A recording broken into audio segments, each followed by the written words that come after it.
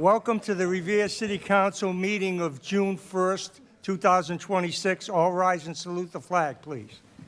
I pledge allegiance to the flag of the United States of America and to the republic for which it stands, one nation, under God, indivisible, with liberty and justice for all. Madam Clerk. Roll call of the members. Councilor Agenzio. Here. Here. Councilor Cogliandro. Here. Here. Councilor Giannino. Here. Here. Councilor Guarino Sawaya. Here. Here. Councilor Haas is absent. Councilor Kelly. Here. Here. Councilor McKenna. Here. Councilor Mercurio. Here. Here. Councilor Novoselsky. Here. Councilor Silvestri is absent. Council President Zambudo. Here. Here. A quorum is present. Approval of the journal of the regular meeting of May 18th. All in favor, all opposed? So ordered. Calendar item number 3, presentation of the 2026 George V. Colella Academic Awards.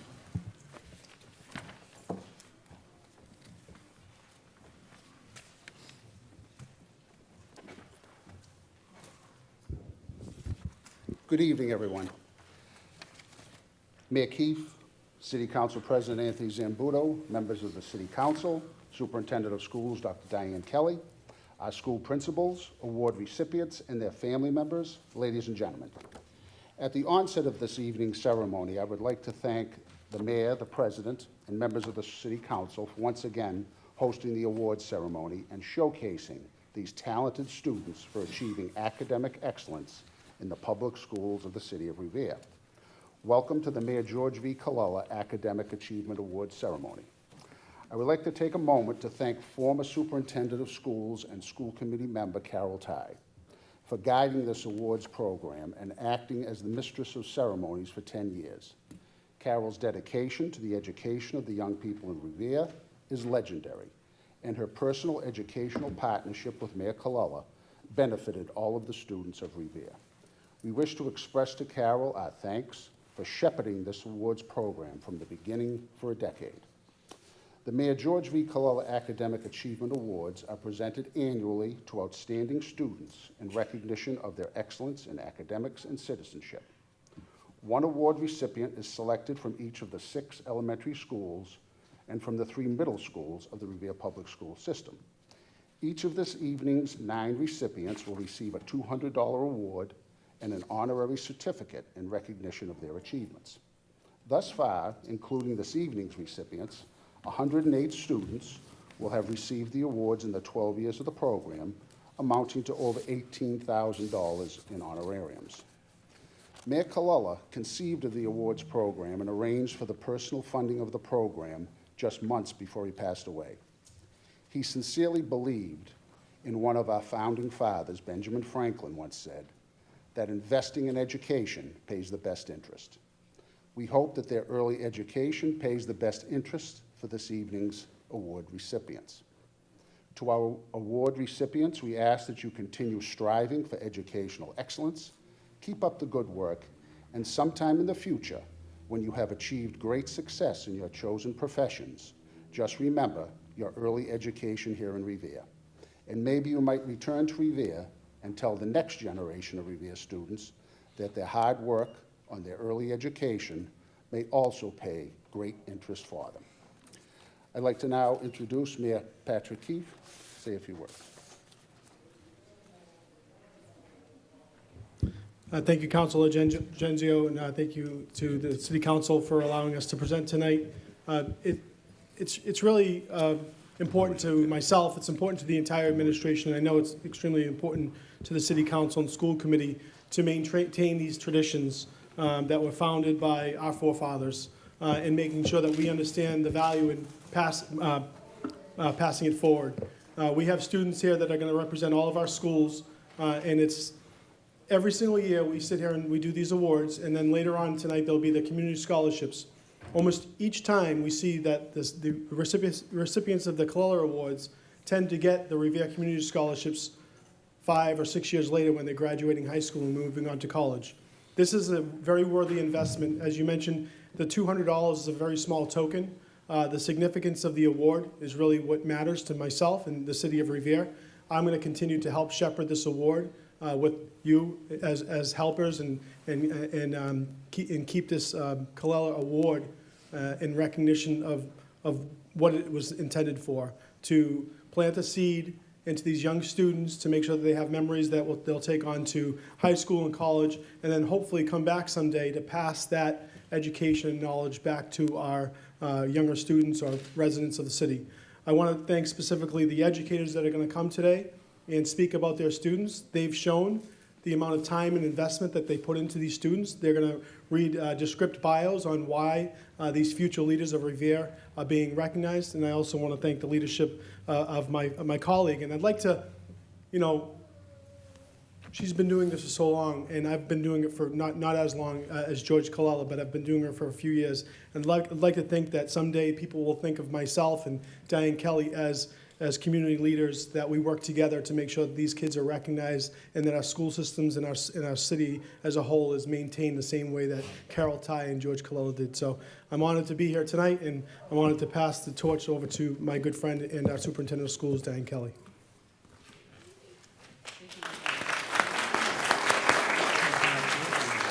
Thank you very much. I'll come up this way? Yeah, I think so, because you got to give out the certificate. Yes. Great job.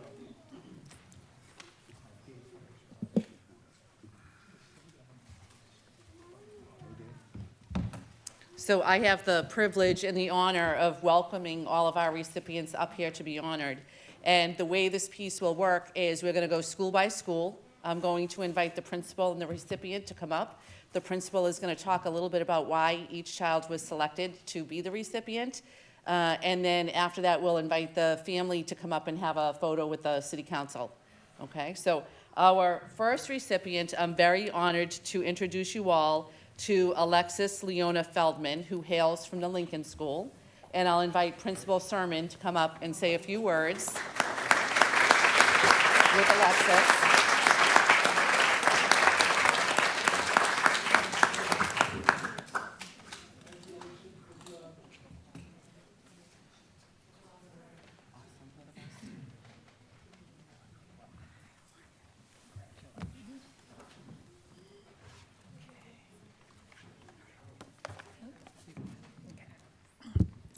Today, we are recognizing an exemplary student whose hard work, dedication, and character have truly set her apart. Alexis Feldman consistently demonstrates positivity, resilience, and a strong commitment to learning. An active participant in all of her classes, she approaches every subject with enthusiasm and curiosity. Her love of learning has inspired her dream of becoming a teacher one day. Outside of school, she is an accomplished competitive dancer who competes in ballet, tap, and jazz. While she excels in all three styles, tap is her favorite. What makes her truly special, however, is the person she is each and every day. She is friendly, respectful, helpful, and always brings positivity to those around her.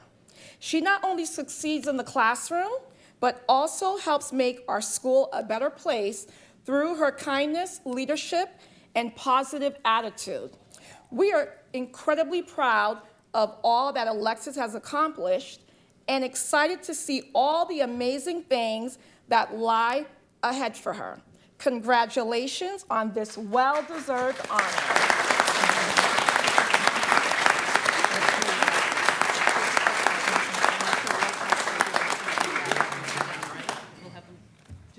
Does her family want to come up for photos? And Mr. Nazaro, I see, is...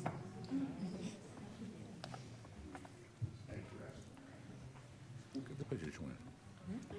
Get in. Go get the picture. Go ahead. Go ahead. Go stand. Smile. You like this? Stand right in front of me. Okay.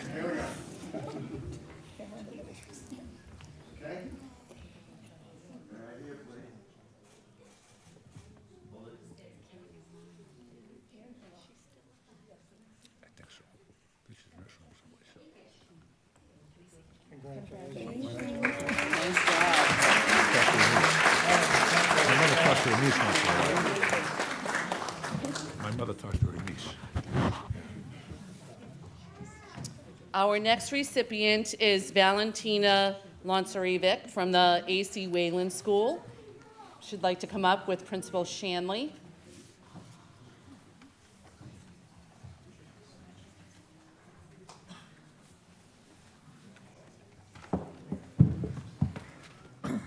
And just while they're coming up, I'm going to let the parents know there's a live check in this envelope, so take that when your child comes back. You don't have to have one like that. Move it right here. Good evening, everybody. Tonight, I am joined with Assistant Principal Mr. Galucci is over here in the audience. Give a wave, Mr. Galucci. And we're also here with Mr. Sis, our amazing fifth grade teacher that had the pleasure of having Valentina for 2 years. We are here tonight to proudly recognize an outstanding member of the A.C. Wayland community. It is my honor to announce that Valentina Lonkarevic is the recipient of the 2026 Mayor Kalala Achievement Award for Grade 5 at the A.C. Wayland. Chosen by her teachers for this prestigious honor, Valentina consistently demonstrates academic excellence, leadership, and responsibility, and especially kindness. She's a student who approaches every challenge with determination and embodies the values we strive to instill in all of our learners. She has a passion for social studies, and she takes great pride in her success on challenging science assessments. Valentina credits her mom, dad, teachers, and best friend Asia for inspiring and motivating her to always do her best. Outside of school, she enjoys spending time with her family, playing volleyball, playing games, and spending time with her dog. When asked what advice she would give to younger students, Valentina shared, "Make good, close friends, and when things get hard, think about the times that you have done hard things already." As she prepares to begin middle school, Valentina is excited about experiencing new classes and opportunities. In the future, she hopes to become a police officer or to pursue another career that allows her to be a strong leader and make a positive difference in the lives of others. We are incredibly proud of you, Valentina. Congratulations on this well-deserved honor.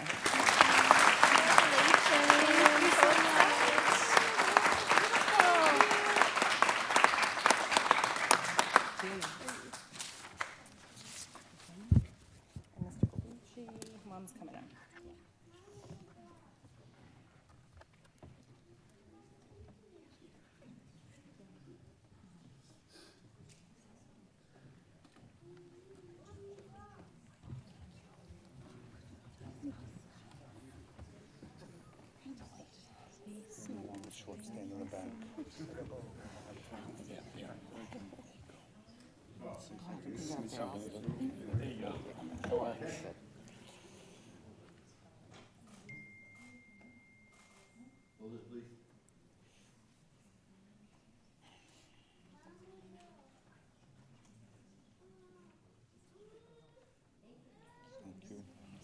Congratulations. Thank you.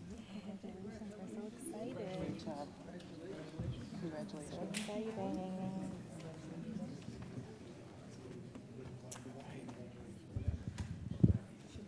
Our next recipient hails from the Beachmont Veterans Memorial School, Jacob Alexander Frazier. I invite him up with Principal Friesen for the award.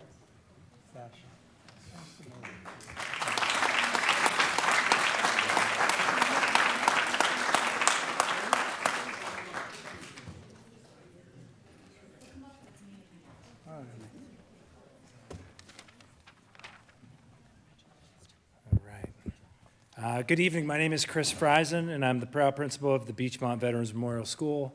I'm joined here by Ms. Christine Anderson and Marty Katib, Jacob's fifth grade teachers.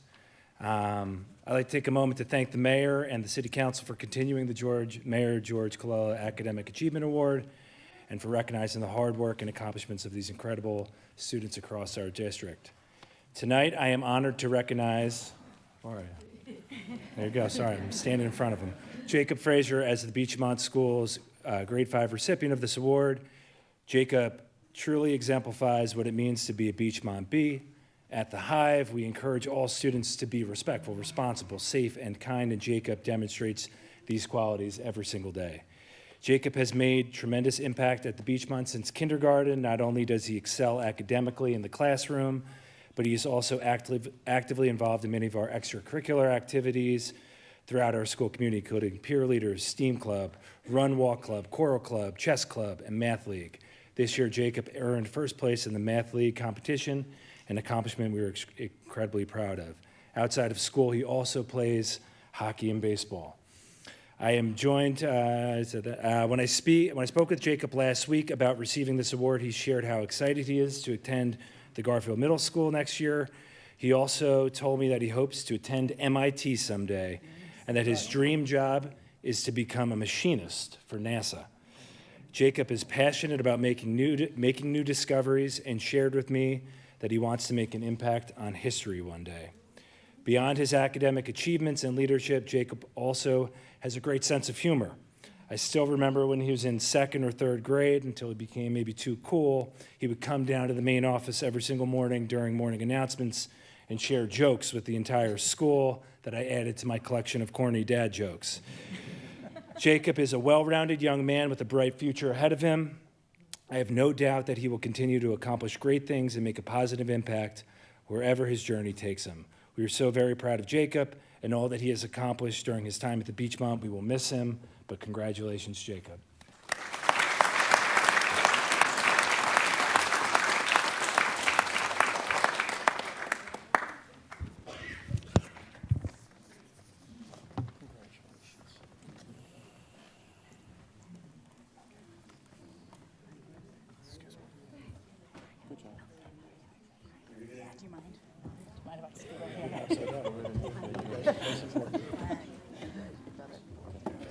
So proud of you.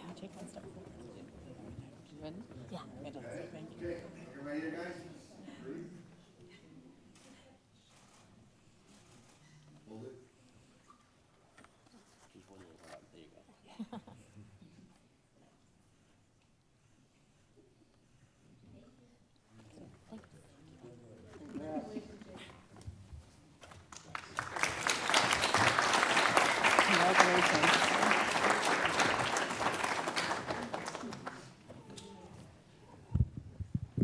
Next, from the Garfield Elementary School, we welcome up Kosamarvi Tiana Sun, and Dr. Napier will come up to present.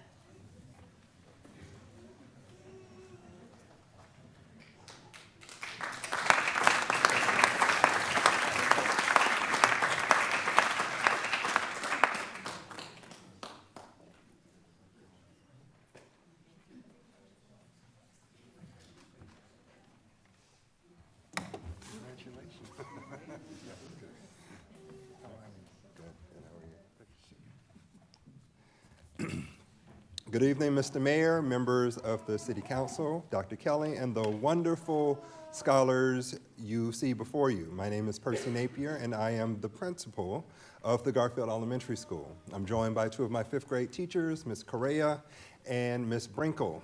I would like to sincerely thank all of you, those who continue to provide us with this grand opportunity to recognize academic excellence.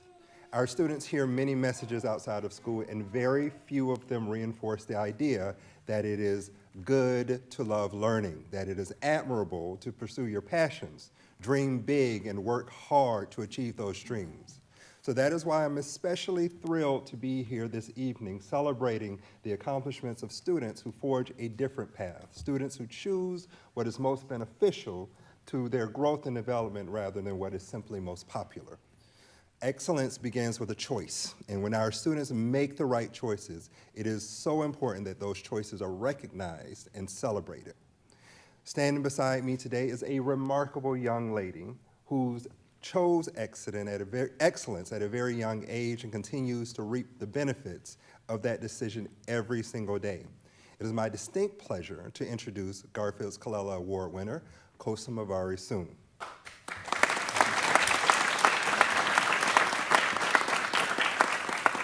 Kosa consistently performs at the very top of her class in all aspects of her academics.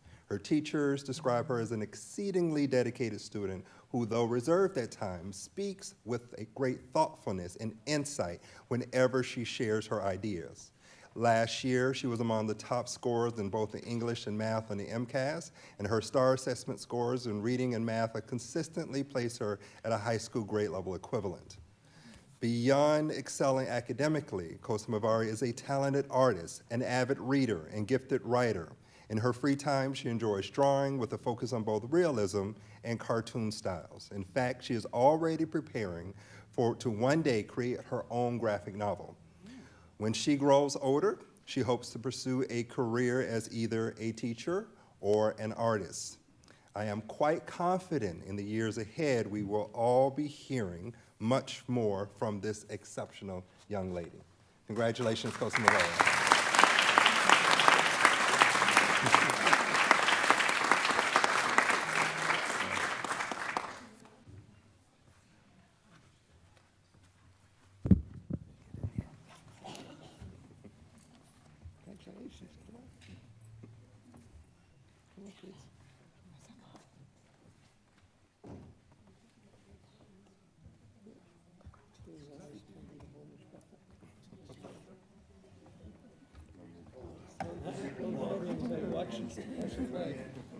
Congratulations.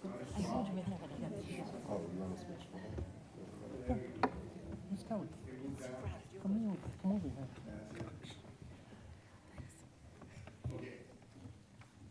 Black and white, I'll just move over a little bit. This way, there you go. Nope, too much. Okay, here we go.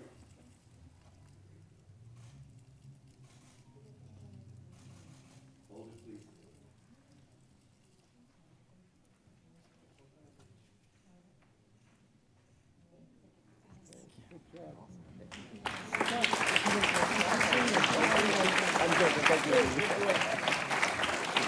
Congratulations again. Congratulations.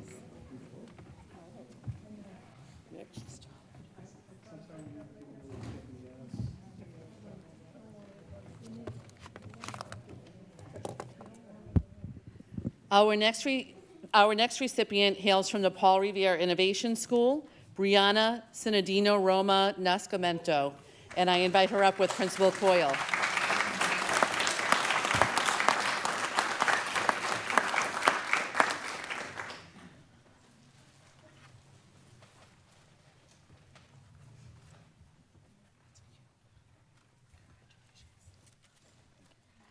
Good evening, everyone. Thank you so much for having us here tonight. I am so excited to share with you tonight Brianna Nascimento. She's a fantastic student from the Paul Revere student. I'm going to read some words that the grade 5 team has put together describing Brianna and why she was selected as a recipient for this award. Brianna is a shining example of what hard work and determination can achieve. She approaches every task with a positive attitude and consistently gives her best effort no matter the challenge. Her dedication to learning has made a lasting impression on both teachers and classmates. Brianna listens carefully, thinks deeply, and contributes meaningfully to class discussion. Her calm focus, steady growth, and quiet leadership make her a valued member of our classroom community. She uplifts those around her by bringing a positive and encouraging presence to the space that she enters. Through her kindness, support for others, and willingness to help, she strengthens the class community and ensures that everyone feels valued and included. Brianna stands out among her peers as a true leader. This award honors her strong work ethic and unwavering commitment to doing her best each and every day. One thing I want to add that is, to me, I think a standout part of Brianna's personality is we got to see a video of when her mom was telling her that she was going to be the recipient of this award. And she was excited, but she didn't start crying until she heard that she was getting this for being a strong role model. And that really, I think, means so much and tells you everything you need to know about the character of the young lady next to me and where she's going in life. She's a kind person, she has a great heart, and she's definitely going places. Congratulations.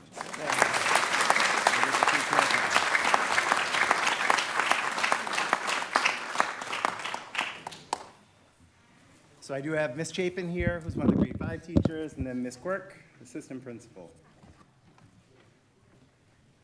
And then I'll go wherever you want me. You want to go next to, you can probably stand behind me. Okay. She's probably the same size as I am. Thank you.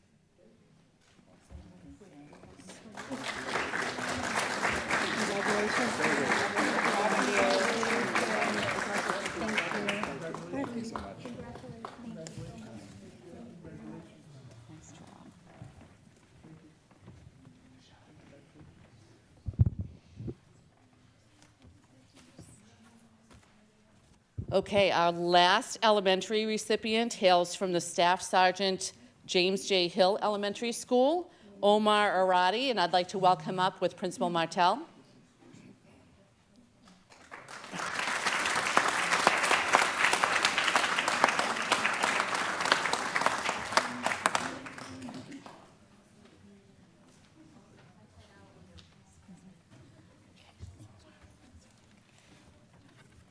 Thank you so much for having us tonight. I am joined with my assistant principal, Ann McLaughlin, who is also here with me tonight. Every year, teachers are lucky enough to encounter students who don't just sit in the classroom, but actively lift up everyone around them. Omar Arati is exactly that kind of student. From the words of his teachers, Omar is a true leader, defined by his maturity, kindness, and an exceptional work ethic, all while staying incredibly humble.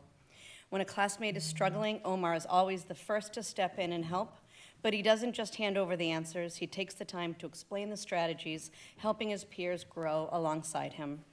His love of learning extends far beyond our classroom walls. Whether he is diving into a book, sketching a new piece of art, or giving his all on the sports field, Omar proves every day what it means to be a truly well-rounded student. While Omar's favorite part of elementary school might have been the field trips and his work on our student council, his future holds much bigger journeys.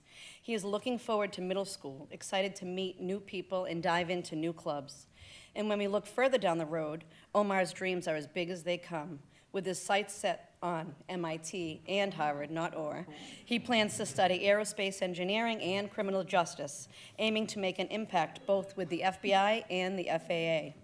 On top of that, he hopes to be a future entrepreneur and professor, ready to teach the next generation. Omar, keep working hard, keep lifting others up, and never lose that wonderful humility. We cannot wait to see you change the world. Congratulations.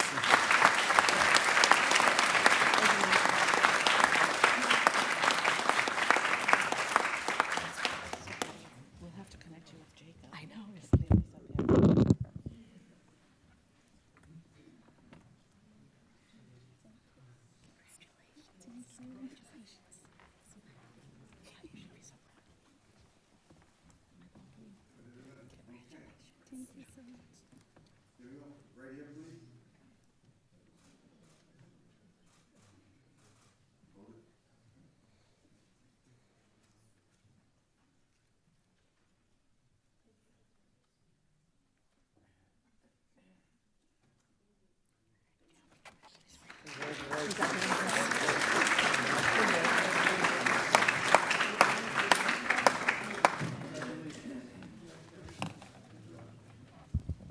I was saying we'll have to connect Omar and Jacob because they'll make a formidable team. So for our middle school recipients, we're going to start with the Garfield Middle School, Sophia Correa Muriel, and I'll invite Principal King up to present her award.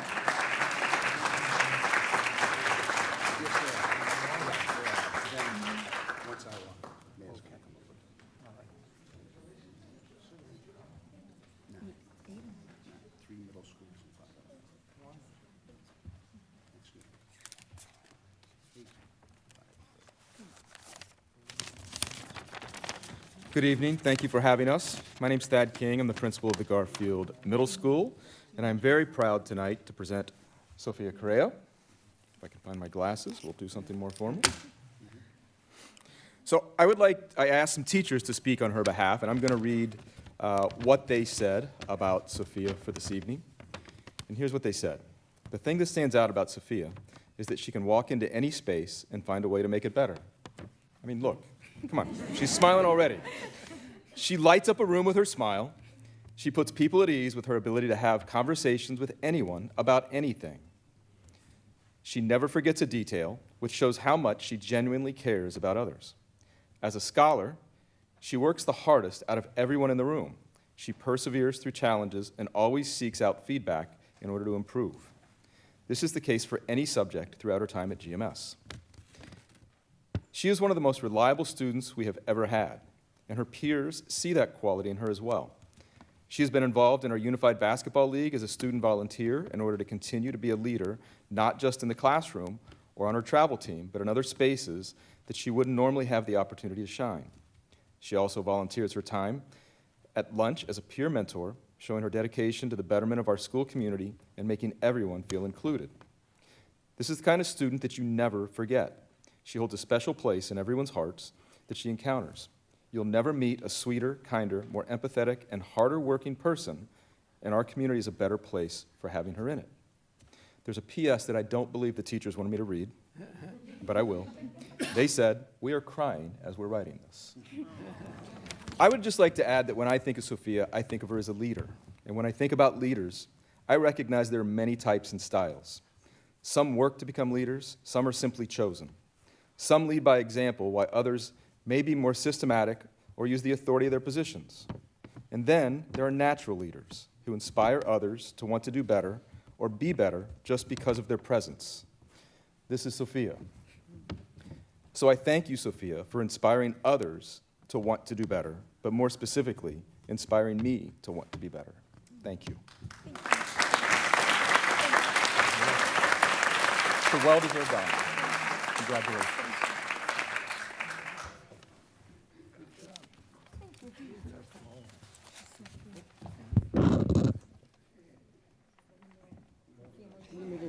Right there's fine. Get the family up. Come on, guys.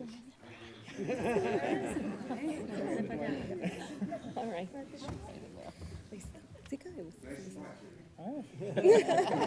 Thanks, Al. Right here, please. Hold it.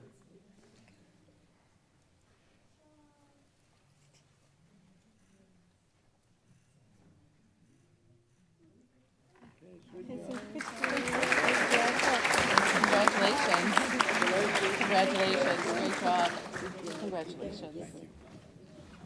Good job.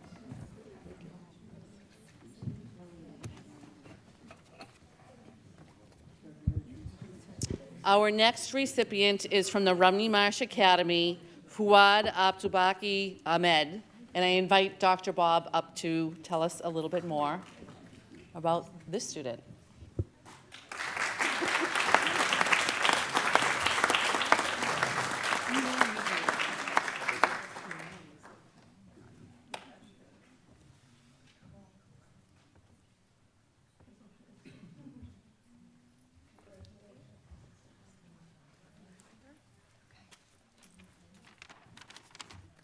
Good evening. I'm Heather Bob. I'm the principal, very proud principal at the Rumney Marsh Academy, and it is my honor to recognize Fuad Ahmed this evening, a student whose journey reflects real perseverance, curiosity, and steady growth. Fuad joined our school community last year in 7th grade as a newcomer from Ethiopia and entered as a beginner English learner. Through hard work, independence, and a strong drive to learn, he moved out of beginner ESL support in a matter of just months. Fuad shared that even before coming to the United States, he began teaching himself English by typing and studying words on the computer, an early sign of the initiative and self-motivation that still stand out in his learning today. Fuad is consistently described by his teachers as thoughtful, motivated, and genuinely eager to understand more. He shows strengths across content areas with particular engagement in mathematics, science, civics, art, and physical education. He has also shown impressive commitment to independent learning, earning recognition among the top 100 participants worldwide in the Vocabulary Bowl out of more than 1.1 million students.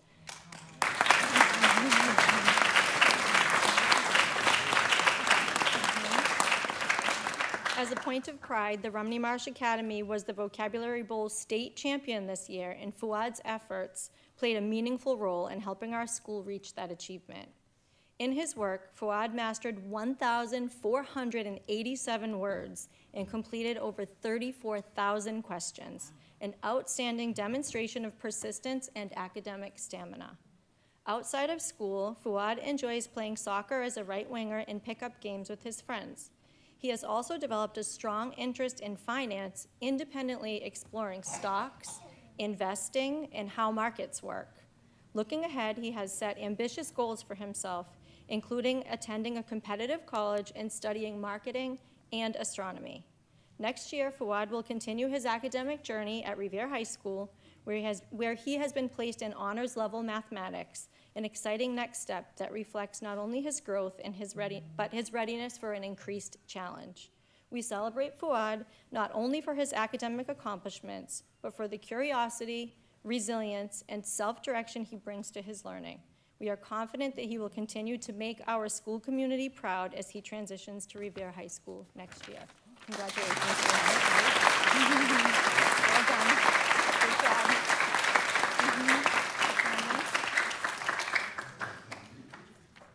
Ms. Chapin, would you like to join us as Fuad's math teacher in the photo? Yeah.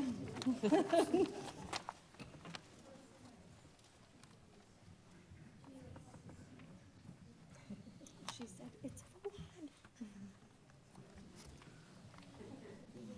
Big.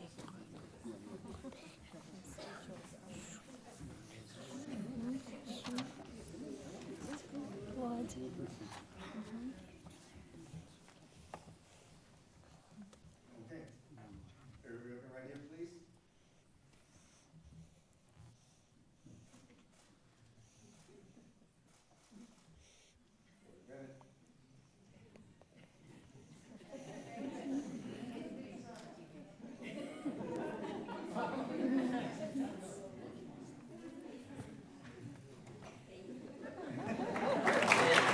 Thank you so much.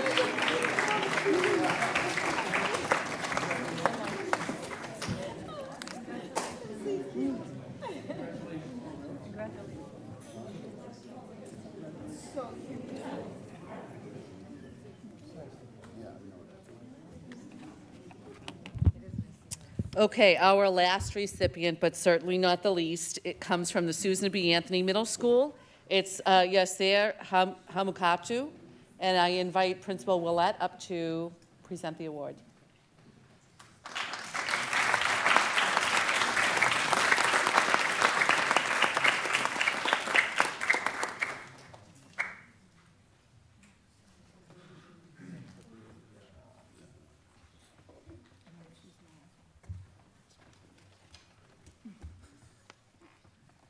Good evening.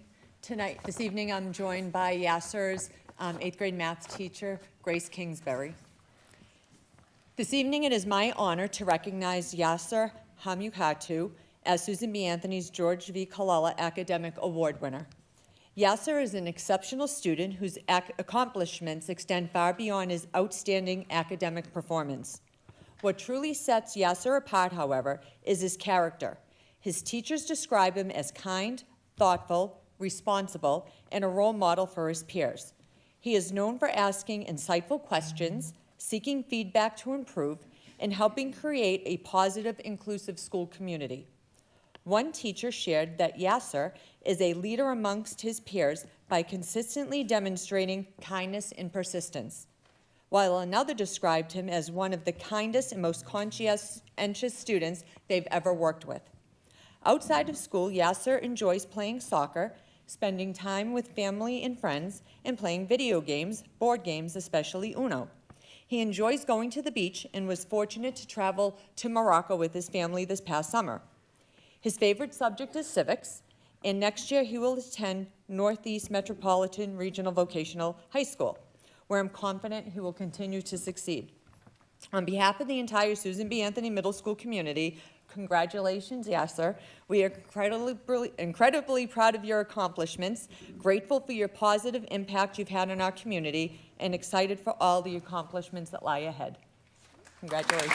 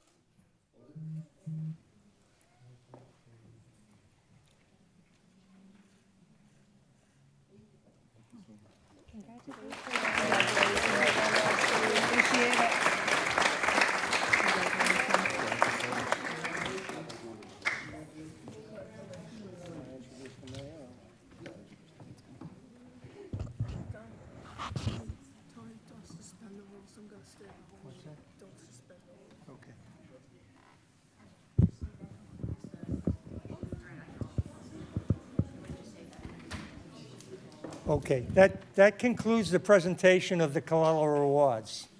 Congratulations to everybody.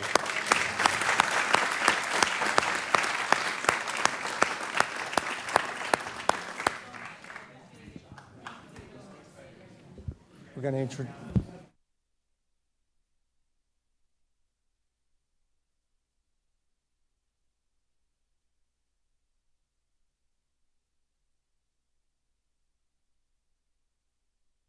We'll take a 1-minute recess.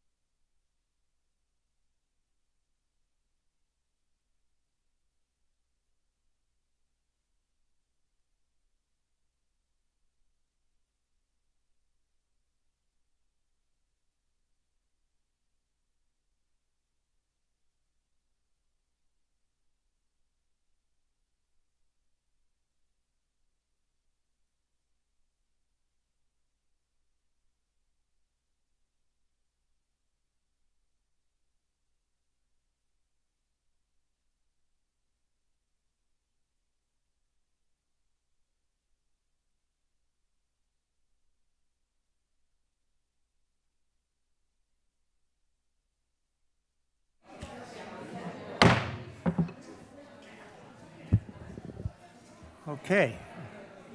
Madam Clerk?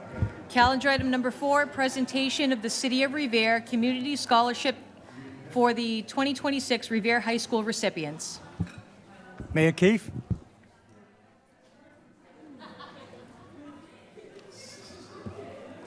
Thank you, Mr. President. I actually have our colleague, or my associate in the office, Rose Burns, who's going to be offering up some remarks tonight. She has been one of the chairs of the Community Scholarship, and she's done a wonderful job taking over the program with other members of our community to make sure that this is another one of our city's traditions that we keep alive. Before Ms. Burns presents to you the awardees, I do want to make a little bit of a pitch tonight. This scholarship has been notoriously funded through Goodwill. When you get your tax bill, you see a little letter sometimes to offer an additional payment to help support the scholarship, $1, $2, $5. And there's also been generous contributions from people in the past, including some of our former mayors, Arrigo and Rizzo, most notably, made some large donations. That fund has been coming down, so I am going to take it upon myself to help with some scholarship initiatives over the next year, maybe some charity events. We're talking about wrestling Council Mercurio. No, I just see that beautiful smile. I think he'd let me win. But we are going to do some different collaborative events to raise some funds for the scholarship. I would ask that you continue to spread the word, and if possible, you're certainly welcome to chip in. But we're going to come together with something nice, potentially a road race in the fall, to help raise some more money and funds for this, to keep this scholarship going. So, Ms. Burns, you can take it away, and we're very, again, I would be willing to bet, and I saw tonight some people that are going to be recipients, that these students that are receiving this community scholarship were potentially awardees from the Colella Awards. It goes very, very much hand in hand, because the leadership and the criteria that we put forward on the scholarship committee is very similar to Colella Awards, and often the students that get it in 5th grade or 8th grade tend to get it as they're going on into their senior year and going into college. So congratulations to the winners. Thank you. Rose Burns. Thank you, Mr. Mayor, for the lead way. Good evening, everyone. Mayor Keefe, Honorable City Council, and Superintendent Diane Kelly. My name is Rose Burns. I am Mayor Keefe's aide, but I am also the chair of the City of Revere Scholarship Committee. This scholarship is funded every year through voluntary taxpayer contributions and community source donations. It recognizes students who are community-oriented and service-driven. So I would like to thank everyone who has helped to make this scholarship possible each and every year. This year, our committee was able to provide 4 graduating seniors from Revere High School with $1,000 towards their college expenses. Many outstanding students applied for this scholarship this year, and it was hard to select just 4 recipients. However, these students stood out to the committee based on their community involvement, care for their peers, their people around them, their teams, their teachers, and their dedication to their future endeavors. They are off to 4 phenomenal schools: Union College, Columbia University, University of Pennsylvania, and Harvard University. Congratulations to all. You make your city and school so unbelievably proud. So at this time, I'm going to read the names, and if you'd like to join us for a group picture. So first, we have Gemma Stamatopoulos.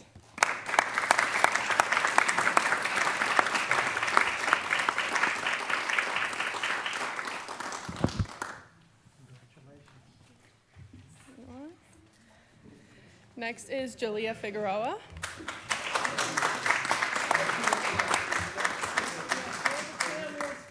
You want to do the family? Okay.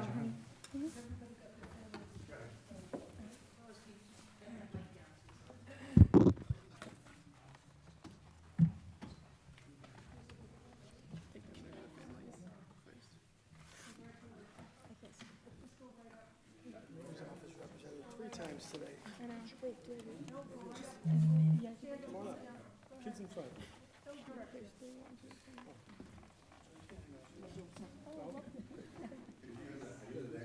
Yeah.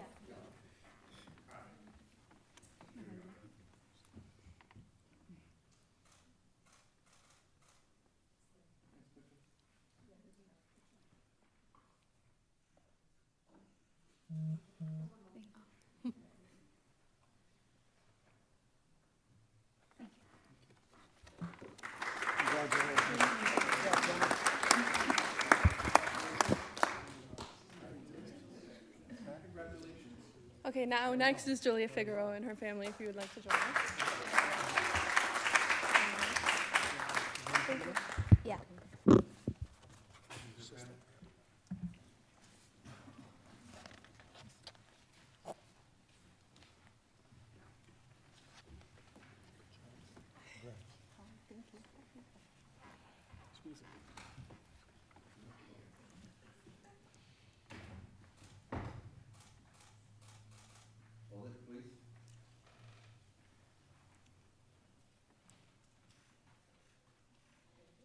Thank you.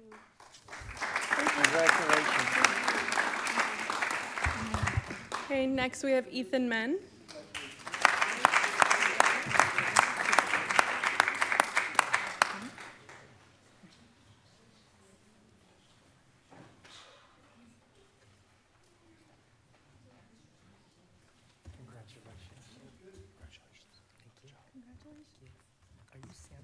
I am.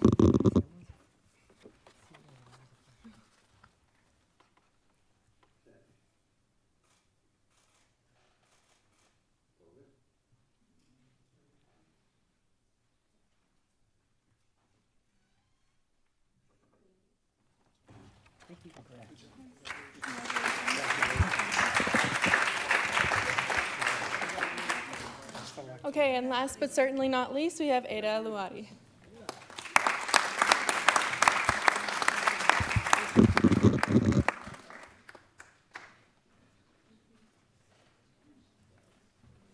Congratulations. Good to see you yesterday. Thank you, good to see you too. Congratulations. Thank you.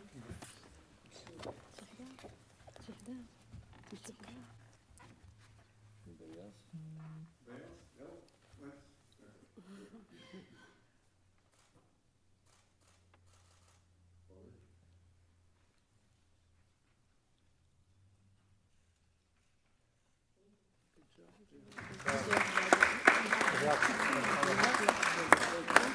Good job, Rose. Thank you.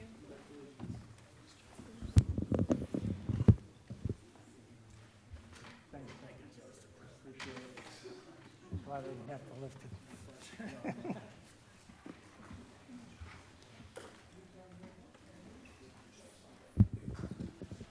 Madam Clerk? Public hearings, calendar item number 5, hearing called as ordered on a loan order in the amount of $12,200,000 for the Wonderland area sewer improvements. This is a public hearing. Proponents. Proponents. Anybody in favor of this loan order?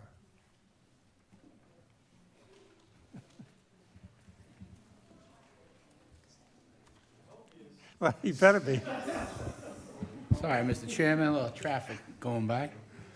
Good evening, Richard Viskey, CFO, 281 Broadway. I am here in support of the bond authorization for the sewer work at the Wonderland area. It is part of our consent decree, and we continue to fund the improvements needed to relieve ourselves of that decree, and I am here to support the loan order. Thank you. Thank you. Any other proponents, people in favor? Hearing and seeing none, we're going to close that side of the hearing. Opponents, people opposed? Hearing and seeing none, we're going to close that side of the hearing. Councilors? Wow. Councilor Mercurio. Thank you, Mr. President. Mr. Viskey, thank you for being here this evening. Just a couple of quick questions. This is a 15-year bond, I believe it's a 15-year bond, yes. and percentage that we'll be paying on the bond? It's subsidized by the state trust, and I believe it comes in at a 2% interest rate with up to 6.6% of principal forgiveness if we meet certain criteria of that bond. So we use the state trust on these projects because it gives us the most beneficial rate. Great. And this is part of the $134 million that the city has spent already in the sewer repair, or is this something different? We can't, well, this loan order needs to be approved by the council in order for us to commence the work. So it's not part of it yet, but it certainly will be once it's It will be voted. part of the $134 million? right off the top of my head, I don't have the exact number, but it's part of the overall, I don't know if it's part of the 134, maybe in addition to the 134. It will be in addition to the 134. Because it's new debt. Again, Okay. we're not counting the debt that hasn't been issued So it'll be yet, 146 million that will be up to date once we approve this loan order. Plus or minus. I don't want to agree to that in totality, but it sounds about correct. I didn't bring those numbers with me, but I Okay. can certainly verify All right. that for you. Well, thank you very much, Ms. Viskey, and You're welcome. no further question. Thank you, Mr. President. You're welcome. Any other counselors? I guess I'll ask a question or two. This is part of the consent decree. This has nothing to do with the high school? Correct, Counsel. It's part of the consent decree and the work that goes along with that decree, yes. Yeah, somebody asked me that question, and I said, I don't think it's part of the high school because I would see to it that the high school paid for it. But I thought it was part of the consent decree, and thank you for clearing that up. You're welcome.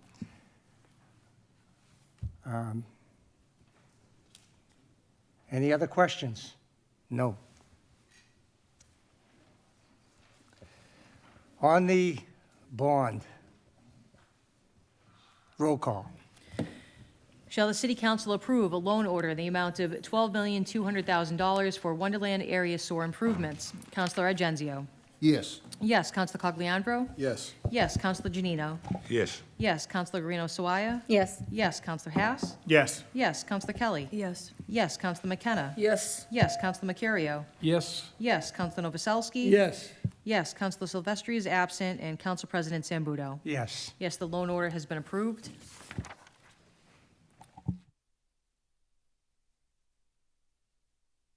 Okay, there's a resolution that goes along with that loan order. On the resolution, roll call.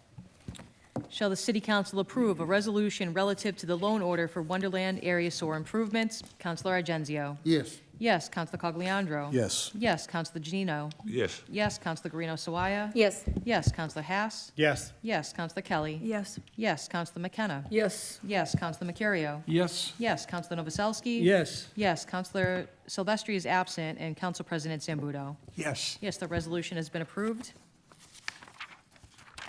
Calendar item number 6, hearing called is ordered on an ordinance further amending the revolving funds table for FY27 of the Revere revised ordinances. This is a public hearing. Proponents, people in favor. Good evening, Mr. President. Rich Fiskey, City CFO, 201 Broadway. I am here to speak in favor of the revised ordinance for the revolving funds. We ordained these funds, I think, in fiscal year 2004 as part of the Department of Revenue's new regulations. They do request that if we do have any changes, that has to come before the council to be reordained. We have analyzed the revolving funds for the departments. We have removed some that were pretty much inactive, and we have added a few more for some of the operations that we are currently looking to run as a revolving fund. Probably of most note is the Haas Health and Wellness Center revolving fund that will allow us to account for all the revenues that come in for the center into one special revenue account and pay all the bills through that. We also have proposed a few others. We do have one for taking care of the community gardens for the health department, and we also have a new fee for weekend work at the DPW.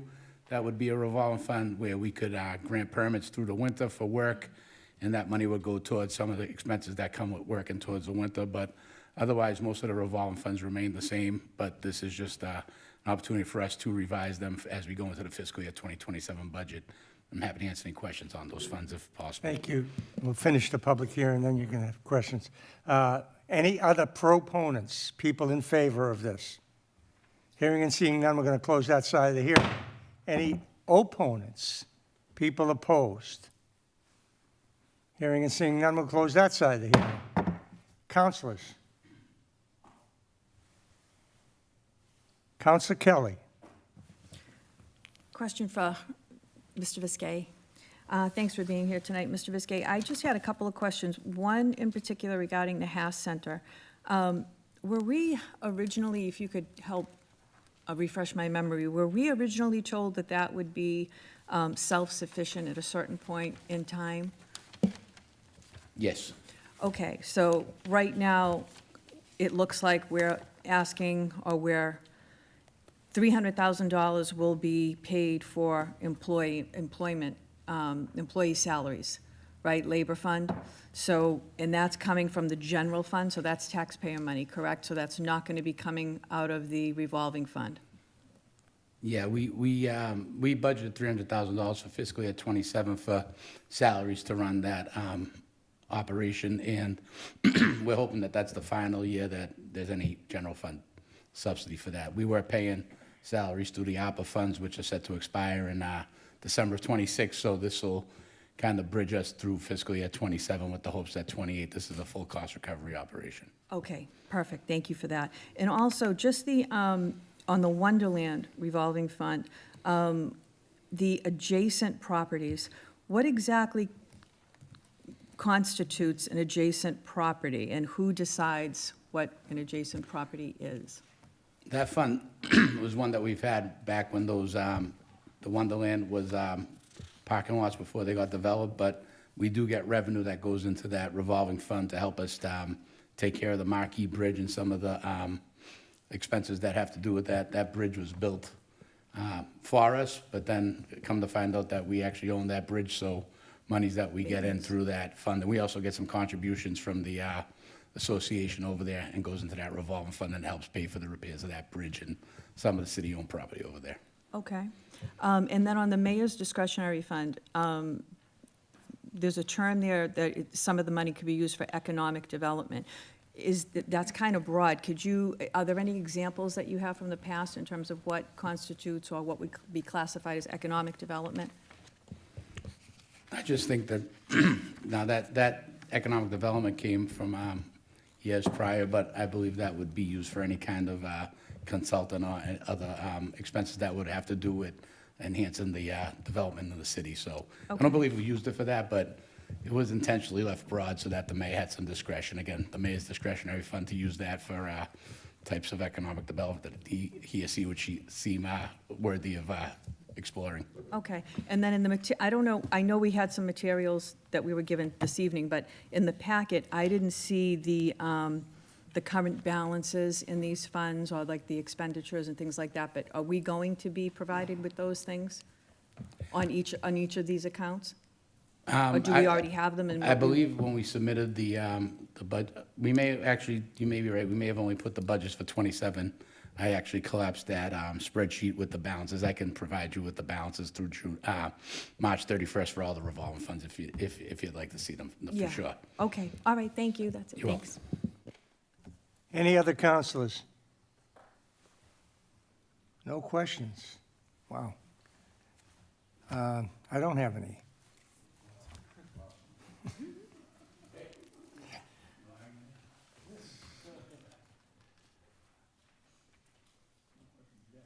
We're going to refer this to Ways and Means.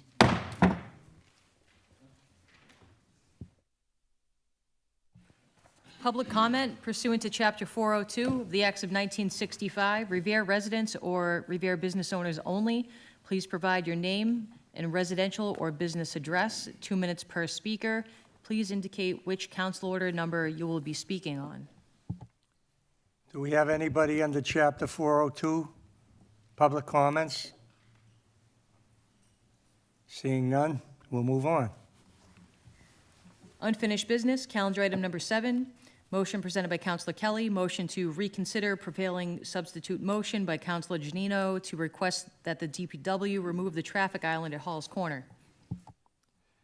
Motion to reconsider is non-debatable. On the motion. Roll call. Shall the City Council reconsider Council Order Number 26-097? Councilor Argenzio. Yes? Yes. Councilor Cogliandro. Yes. Yes. Councilor Janino. Present. Voting present. Councilor Guarino Sawaya. No. No. Councilor Haas. Yes. Yes. Councilor Kelly. Yes? Yes. Councilor McKenna. Yes. Councilor Mercurio. Yes. Yes. Councilor Novoselsky. Yes. Yes. Councilor Silvestri is absent, and Council President Zambudo. Yes.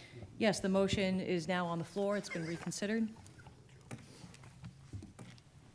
Councilor Kelly. Thank you, Mr. President. I just I know that the amendment asked to remove the island entirely, but after last week's, 2 weeks ago, after that meeting, I just had some reservations about moving it entirely because I really think its presence there is acting as a traffic calming measure.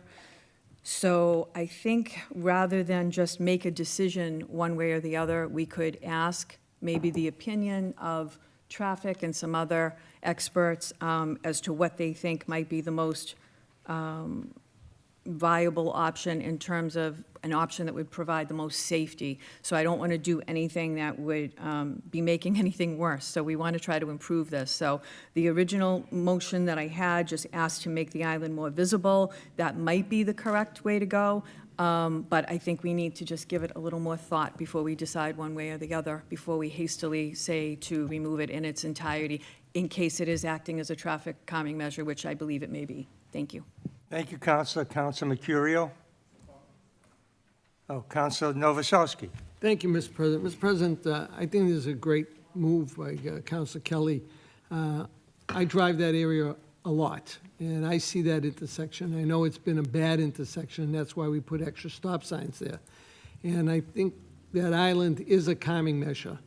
Before we had a couple of the veteran memorials, actually there were city firefighters, the Ferranti family, had two poles there, memorial poles, and they were always getting creamed. Yeah, but so I think we ought to leave the island there and even put in something more definite to show that the island is there. And I think that we should refer that to the Traffic Commission and let them make the call. Thank you. Thank you, Counselor. Counselor Janino. Thank you. I'm all for having the island looked at and reconsidered, reshaping it, whatever. I do know it's sticking out too far to the way it is now, and any improvement is a plus, and I'm all for improvements on it. But I don't want to see them spend money on it, put more signs in, do it all over, to continue being run over and destroyed every 6 months. You know, I mean, as far as safety-wise, we need safety down there. I mean, there have been numerous accidents in that area, and the stop signs reduced a lot of the accidents down there. But I'm all for any improvements to the area. Thank you, Counselor. Any other counselors? I guess I'll give my 2 cents, if that's approved. I think this is a good motion. I think it, I didn't like the idea of completely eliminating it. It does need to be modified. It needs to be made, I don't know if it's maybe shrunk down a little and taller or something. We need engineers to look at this, people that are understanding why people are driving over this thing. And so I'm in favor of this 100%. So I guess we're going to send, you asked to send this to Traffic Commission? I think we need to send this to Public Safety, and I think we need to hear from the city engineer and people that, you know, will look at this with a discerning eye. All right? Public Safety. Communications, calendar item number 8, communication from the mayor relative to the presentation of the fiscal year 2027 operating budget. Mr. Mayor. Mr. President. We're honored to have you here The tonight, honor is sir. all mine. Thank you so much, Honorable Council, Mr. President. I'm pleased to present to you the fiscal 2027 municipal budget. Our total operating budget is a culmination of good governance and fiscal prudence, respecting and understanding taxpayers' values and our responsibilities to manage that the same way they must manage their homes and finances. We will not live above our means. This budget represents a structural increase of only 1.8%. I want to restate that. A meager structural increase of only 1.8%. We all know that with the rate of inflation alone, we're doing more while spending less. That's due to our team's approach on digging deep into what the necessities are, removing waste, and how we maximize funds using technology, strong work ethic, and creating efficiencies across the board. This budget is built around right-sizing general government while investing in our core programs to enhance our residents' experience and quality of life. The fixed cost increases, such as utilities, healthcare, and contractual growth, are managed by embracing new funding sources, strong labor relations, and exceptional management from our chiefs and department heads. We are doing all of this while making record investments in our public safety teams, educational portfolio, public works, city services, municipal buildings, infrastructure, and open space. I have to give kudos to my team and department heads for really digging deep and making the appropriate adjustments and coming together, and from what I could see, is quite possibly the leanest increase in municipal spend in all of Greater Boston. To that, I give large thanks to our CFO, who painstakingly works alongside me.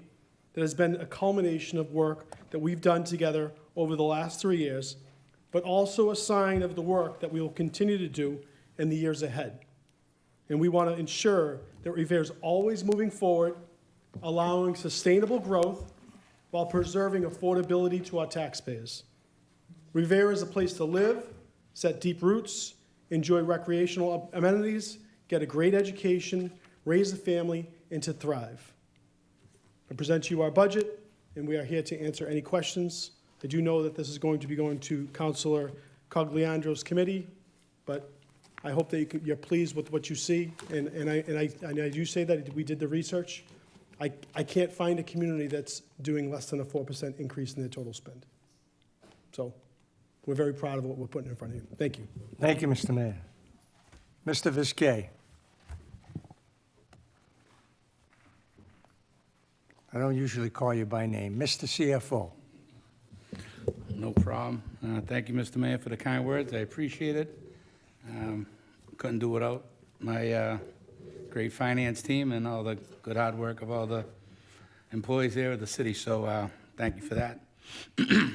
I'll try to make this brief. I know it's a little late and we had a lot of awards earlier, but I did think it was a good opportunity here to present a quick slide deck presentation of the fiscal year 2027 budget and not an entire long-range financial planning review, but just some highlights and some important financial information that I think you would find useful in deliberating this budget, as well as the general public. So next slide, please.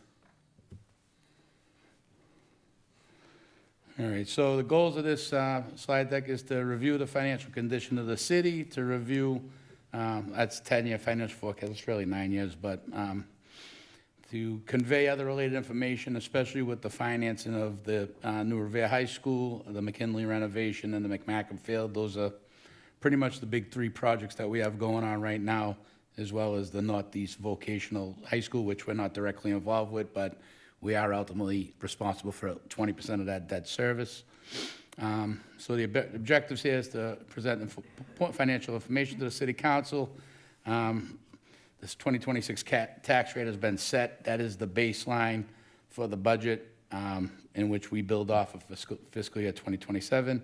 And we'll look at the situation for fiscal year 27 through fiscal year 34, and I'll answer any questions. I did hand out budget books to everybody. I know there's a lot of information in there, but with that, I did hand out what I think is probably the most important document. It's the financial forecast out to 2034, and the narratives that go with that. So if you get a chance to read those later, feel free to ask me any questions, but in the meantime, I'll go through this PowerPoint presentation.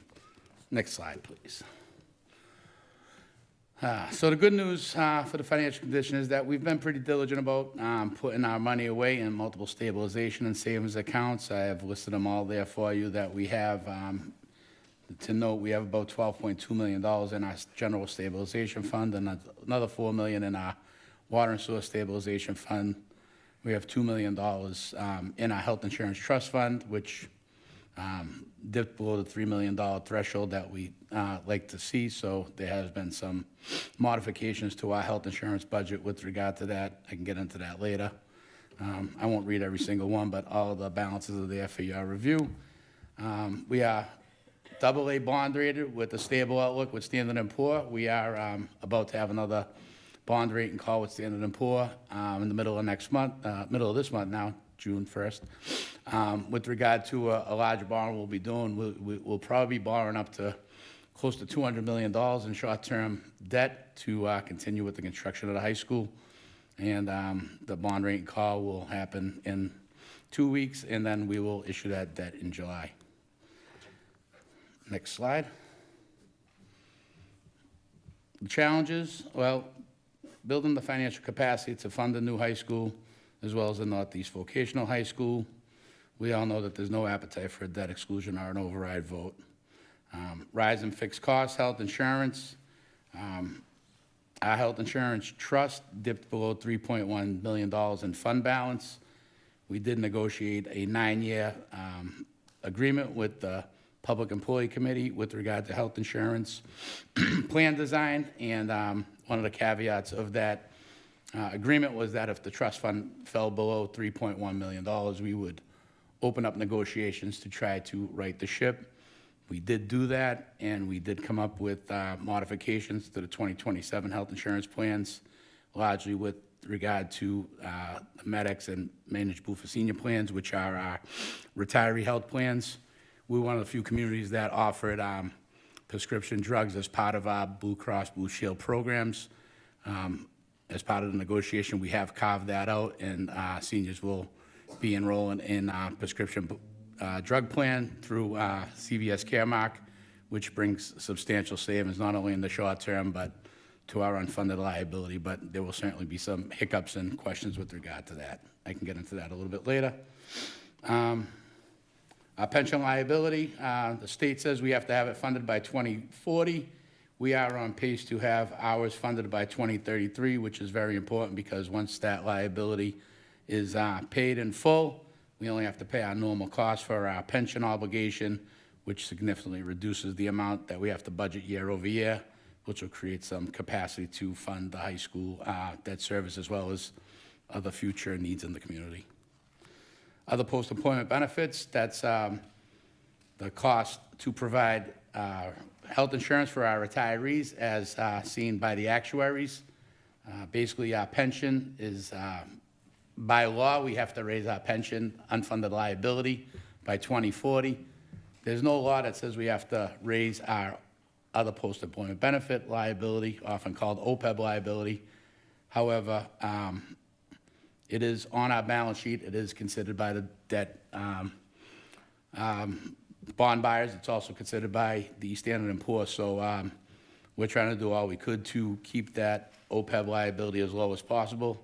Some of the good news with the new health insurance plans that we will have for the retirees is that it's going to significantly reduce that liability. Could be to the tune of $30 or $40 million. We can see a decrease in that because of the long-term cost, present value back to today's liability would see some substantial savings, and I should have that figure within a couple of weeks, working with my actuaries now to see what the impact of that is. So those are the challenges. Fixed costs are typically the biggest challenges in the city. Next page. So, like the mayor said, we are coming in with a budget of $322.6 million. This slide represents where the revenues come from and where the expenses are. Commonwealth of Massachusetts requires that we have a balanced budget. We cannot deficit spend.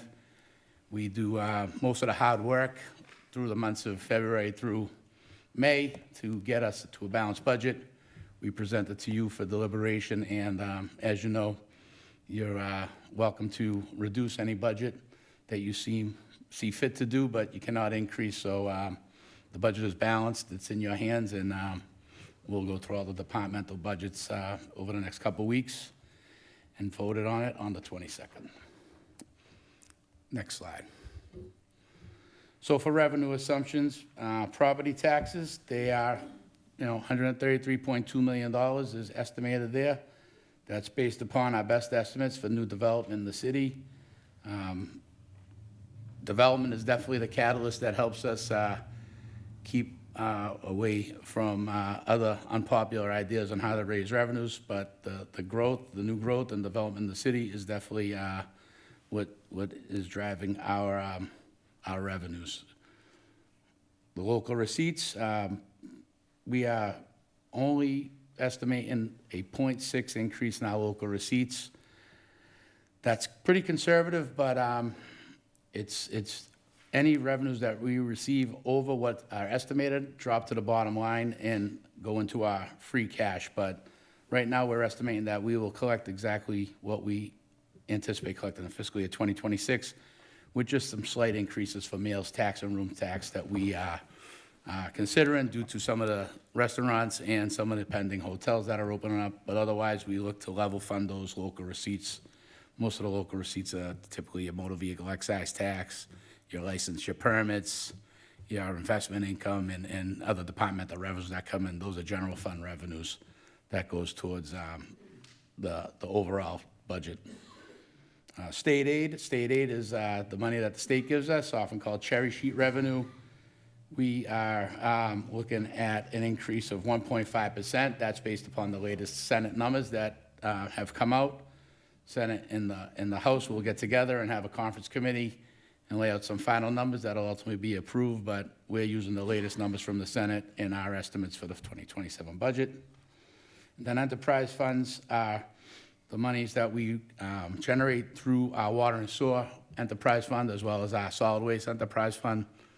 Our water and sewer enterprise fund is full cost recovery. All the revenues that we collect from water and sewer sales, we do put towards the budget, and it covers all the direct and indirect costs. However, the solid waste enterprise fund generates close to $400,000 a year. However, total costs are about $4.7 million. So general fund subsidizes the solid waste operation to the tune of $4.3 million. Next slide. So again, this is just going to buzz through a little more detail for each of those. 2026 tax levy was $126.5 million. Prop 2.5 allows us to raise that levy by 2.5%, which is $3.1 million. Our estimated new growth is $3.6 million. Those numbers reflect the additional property taxes to any of the new growth and any of the new development that happened in the city. And what you do is you take the value of the new growth and you times it by the previous year's tax rate, and the Department of Revenue lets you recognize that as additional revenue going forward. So take the new growth and the Prop 2.5 gets us to $33.2 million. I say it every year, and I just want to say it again. We can't raise taxes any higher than they are. We tax right to the levy limit. There's, if anyone says, oh, they're going to raise our property taxes to do this and do that, it just can't happen. We already tax at the levy limit. Every year we tax at the levy limit, and the only way to go over above that levy limit would be an override or a debt exclusion. So when people tell you that the taxpayers are going to be stuck paying this and that, it's really not true. The new taxes generated by the new development help pay for stuff, but existing property taxes only go up the amount that's allowed by law. So I think that's pretty important for people to know out there. Based upon the forecast, we're estimating about $23.6 million of new growth over the next 5 years, and 3.8, and then it gets up to over $5 million a year. So a lot of that growth comes from the development at the Suffolk Downs site, and it's great to see some activity over there because, again, it's very important for that development to help us meet our goals. Next slide. Local receipts, again, $23.7 million is what we're anticipating collecting. It's only an increase of 0.6% from fiscal year 2026.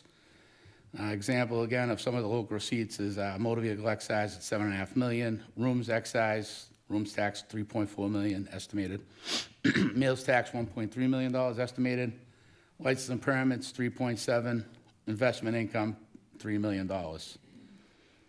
Future local receipt forecast. So, like I said, I passed out that 5-year forecast, and we're forecasting about a 2-3% increase each year. So, to the extent that we can exceed those numbers, it's great, and if we can't meet them, it's not good. But those are pretty modest increases that we anticipate. Next slide is our state aid. Again, per the Senate 2027 budget, $125 million. Chapter 70 is the money that goes directly to the schools. We're scheduled to receive $108.4 million for Chapter 70 funding. The funds that do not go to the schools is typically called UGA, Unrestricted General Government Aid. That's direct local aid to us that we can spend on any legal purpose. Right now, the estimate that we are going to receive from the Senate is $13.3 million. And total state aid, again, is we're estimating that they'll raise it 4% each year from fiscal year 2020 and beyond. It's been about that. If you look historically, the schools have gotten a little more than that over the past several years due to the Student Opportunity Act, but typically you'll see about a 4% increase, and we hope that continues. Next slide. So other financing sources. So this is something that's new because we typically don't use other financing sources to balance the budget. However, when we borrowed $75 million last year to start construction of the new high school, we put that money into its separate account that is generating investment income. And that investment income has built up over the year to about $3.1 million, I think, at this point. So we're going to use $3 million of that money to offset the cost of debt service for the high school. So we call that another financing source because it's really not typical of the state aid or the local receipts. So that strategy is going to play out throughout the next couple of years because each year that goes by, ultimately we'll be on the hook for around $250 million of debt service with the new high school. But we don't go out and borrow $250 million from day one. We go out and borrow incrementally as we build the high school. And then ultimately, when the high school's totally built and we know what the final cost is, we'll go out and essentially refinance it or sell long-term debt for that. So every time we borrow funds, we'll invest those funds. We'll separate the investment income that those funds are raising with the hope that that money will help go towards paying the debt service in the following year. So for fiscal year 2027, that's $3 million. Now, as we get down the road, we're going to hit a point where we're going to need to figure out how to come up with some additional revenues to fund that gap because the construction of the new high school may develop quicker than some of these anticipated revenues through development and state aid, and we'll talk a little bit about that later. But we did several years ago set up a high school stabilization fund to start to put money into it to help bridge that gap as well. I believe we got let's see, it was on the last slide, $1 million and some odd dollars in there right now, $1.9 million. We did pledge to put any energy credits that we received from the construction of the high school into that fund. I'm happy to say that some of the conversations we've had as recently as today, some of those geothermal wells in the heating system that we're putting in that school may generate $5+ million in energy credits that we will also put in that high school stabilization account, which will also help bridge this gap. But we're looking for other creative ways to fund that stabilization fund, and I'll talk a little bit about that later on in the presentation. But anyway, the other financing source for fiscal year 27 is the $3 million that we have already earned in interest on the $75 million we borrowed. Next slide. Final revenue source, again, is the enterprise funds, water and sewer, and solid waste. Total is $37.7 million. $37.3 million of the 37.7 will generate from water sewer operations, and $390,000 is what we expect from solid waste enterprise. Next slide. That was the revenue side of the budget. So now we'll go through the expenses. And I break them out by category, like the Department of Revenue does. The first category, the 100 series, as they call it, is the general government. 27, general government appropriation, and these are rounded numbers in here, is $10 million. We are seeing one full-time equivalent decrease in general government. One of the biggest changes you'll see in the budget for general government is that in the finance division, I had worked with the mayor to separate the budget department and the audit department. We were all in one office together. I'm also the budget director as well as the city auditor, but those roles are somewhat different, actually pretty different when you think about it.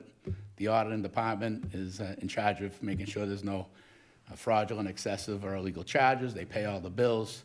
They do internal audits, make sure that our books are straight. But the budget department is the one that monitors the spending, ensures that we're, using purchase orders, we're going out for bids, and monitor the budget month to month, work with all departments to make sure that we do not exceed our budget or, make sure we make adjustments if there are any needed to be made. So you'll see that there'll be an auditing department and a budgeting department where before it was just all under auditing. So thought that was worth mentioning because I'm sure the questions will come up.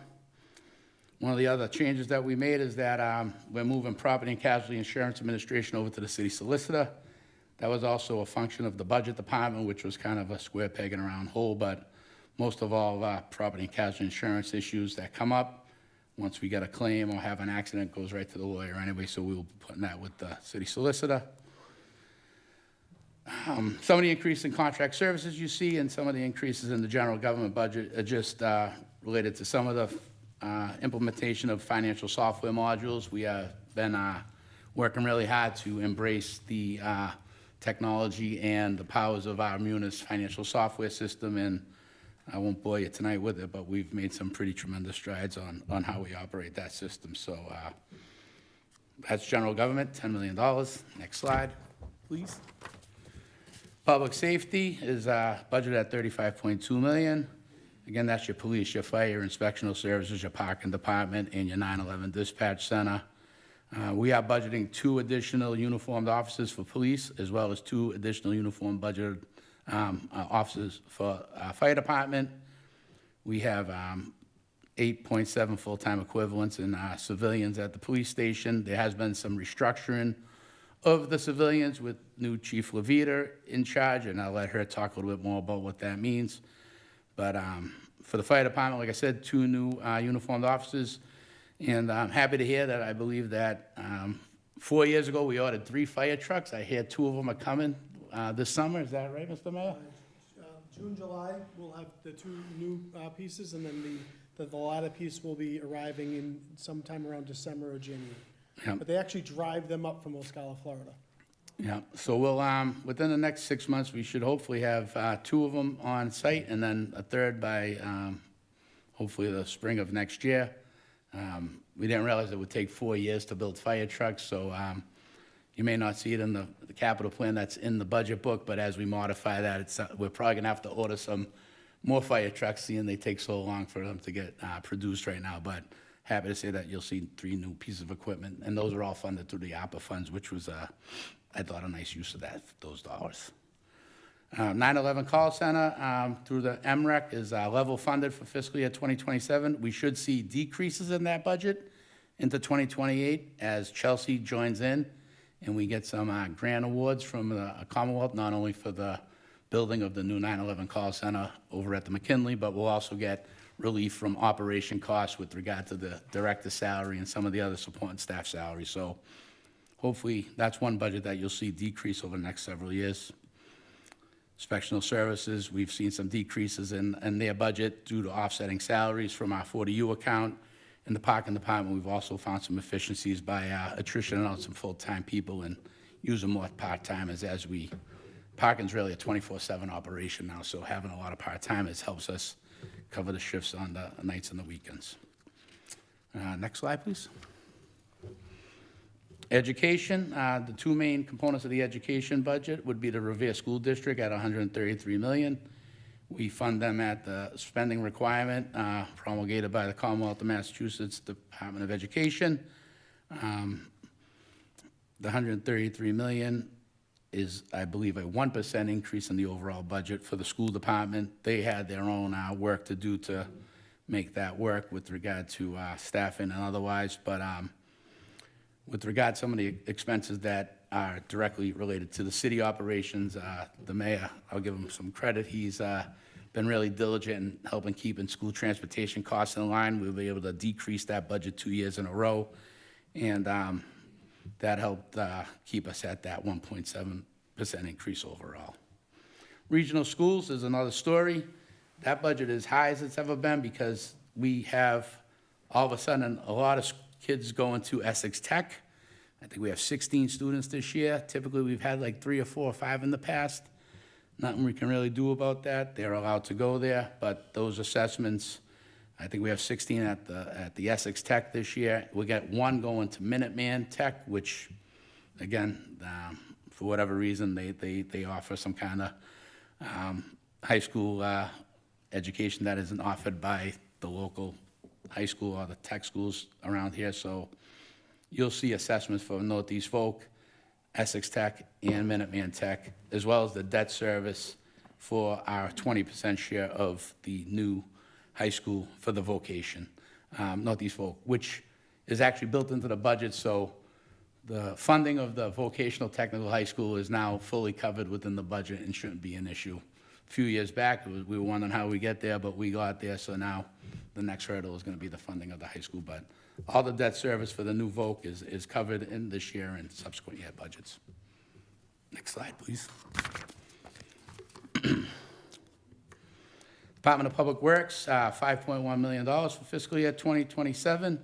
One of the big initiatives at the DPW is they're going to take over all facilities management. We used to budget money in the police department and the fire department, and they would take care of their own buildings, but that became inefficient, and we now move money from the police and fire budget into the DPW budget. So when you're looking at the increase in the DPW budget, most of that, other than the COLAs and normal collective bargaining agreement stuff, the biggest change there is the cost that we've shifted from police and fire into DPW for building management.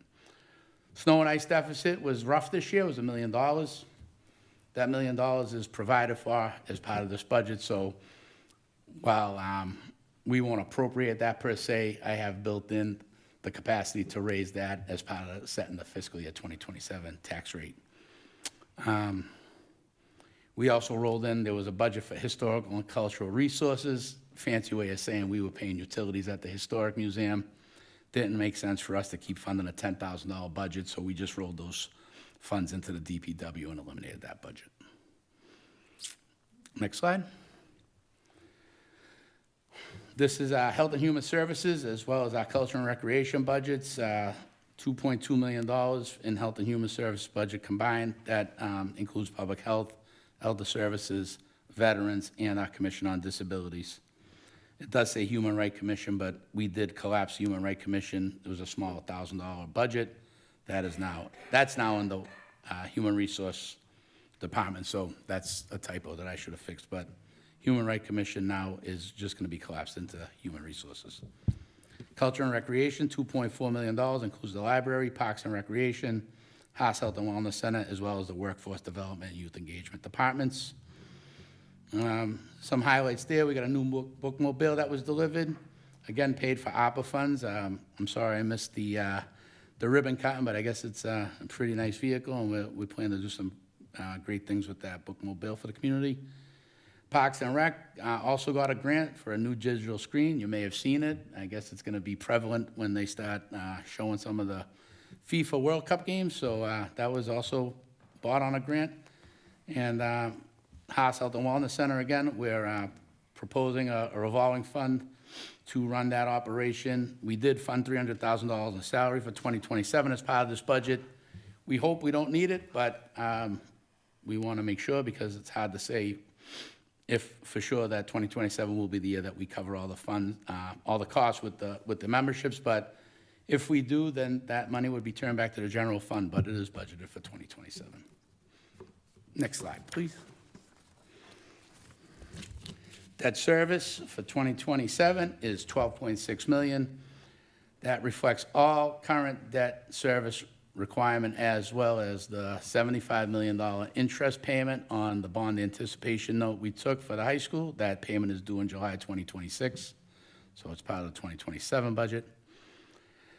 The McKinley School and the McMacken Fields, that debt service is going to begin in 2028.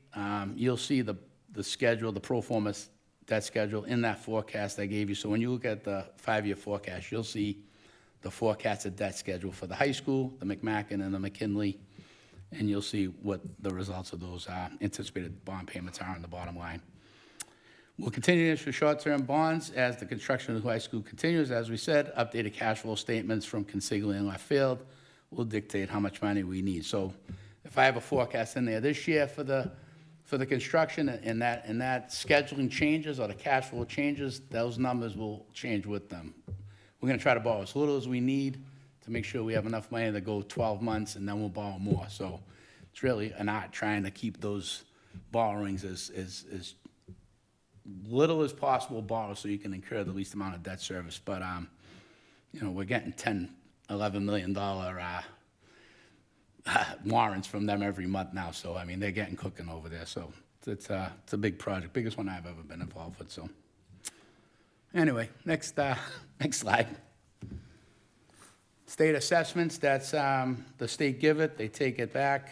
The state assessments are basically netted from the revenues they give us. The biggest assessments we get for retired teachers' health insurance, $2.9 million. For those who don't know, the retired teachers of the Revere Public Schools actually end up in the GIC, and the GIC payments are netted out of our state assessment. So our share of the retired teachers' health insurance is taken out of our state aid.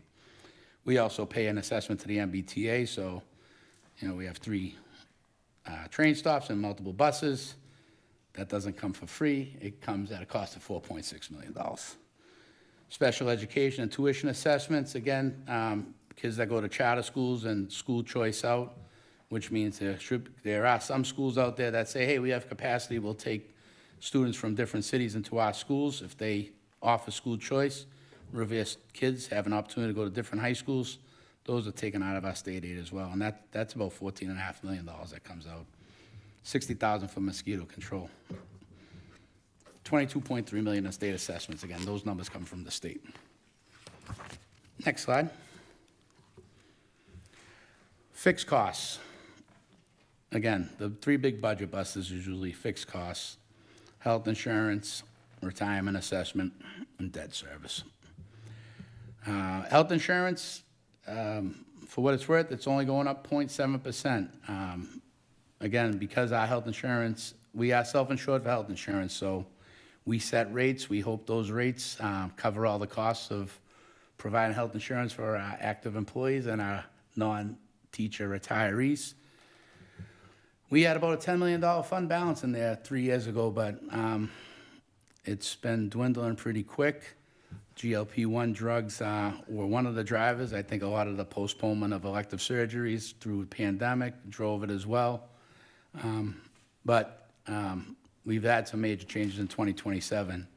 Our health insurance providers no longer prescribe GLP-1 drugs for weight loss. It's only for medical conditions such as diabetes. That wasn't a change that the city made.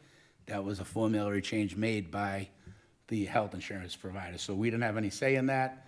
If we wanted to add that back in, they were going to estimate it was going to cost us an additional $3 million a year just for that drug service for that. So we didn't opt back in.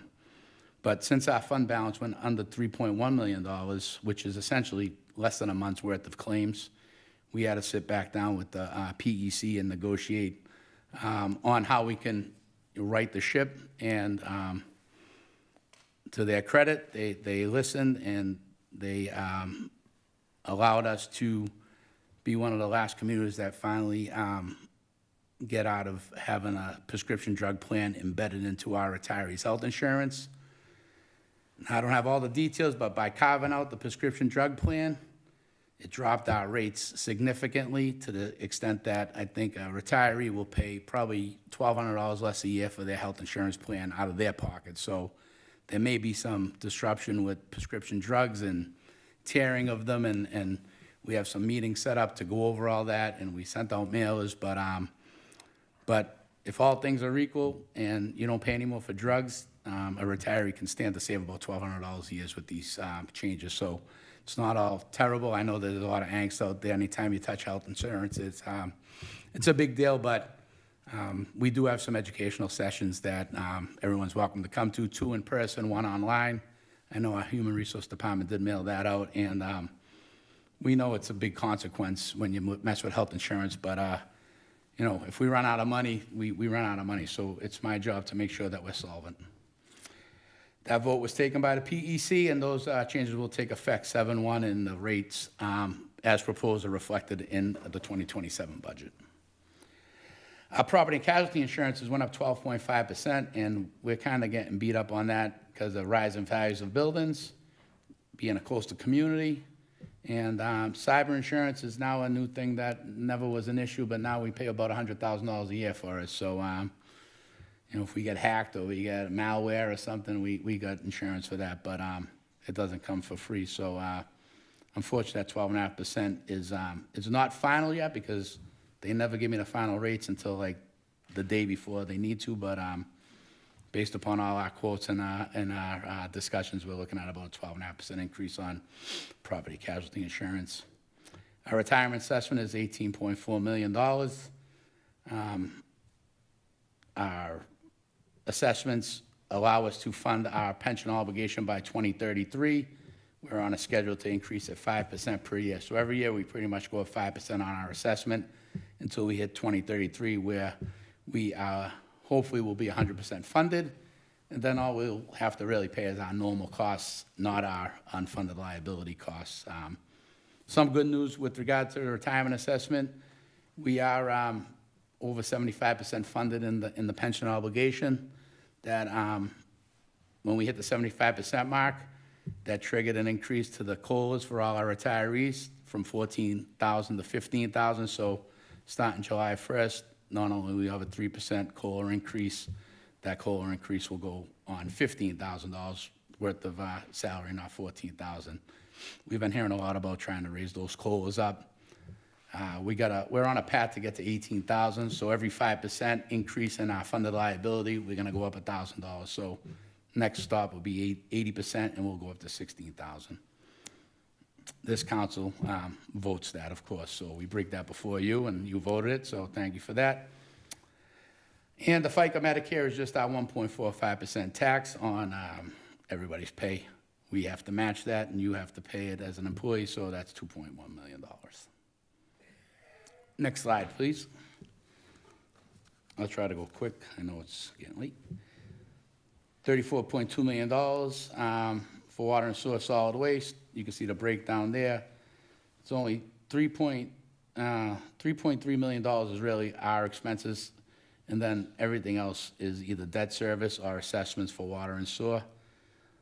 I like the way the mayor puts it. We don't sell it. We buy the water. We buy the sewer. We're not selling it. We're buying it, and then we have to pass along the cost. So that's I like the way he puts that. Solid waste, $4.7 million, $340,000 for our salaries and expenses, and contract services drive that budget.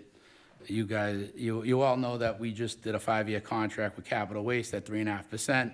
We have a 10-year contract. I think we're in our 3rd year for 2027 with Wind Waste. So for what it's worth, we have pretty stable costs there.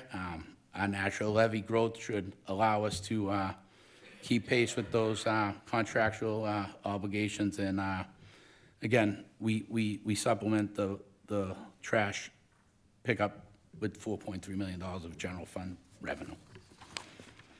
One more slide.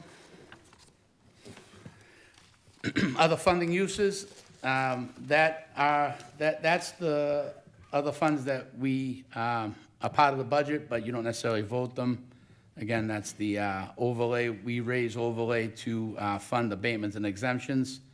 The Department of Revenue lets us realize 100% of tax revenue collection, but they say, well, you have to fund an overlay account because when people get abatements or if you misassess someone, you have to refund them, and we don't have to net it from the receivable, so we have a separate fund to deal with all the abatements and exemptions.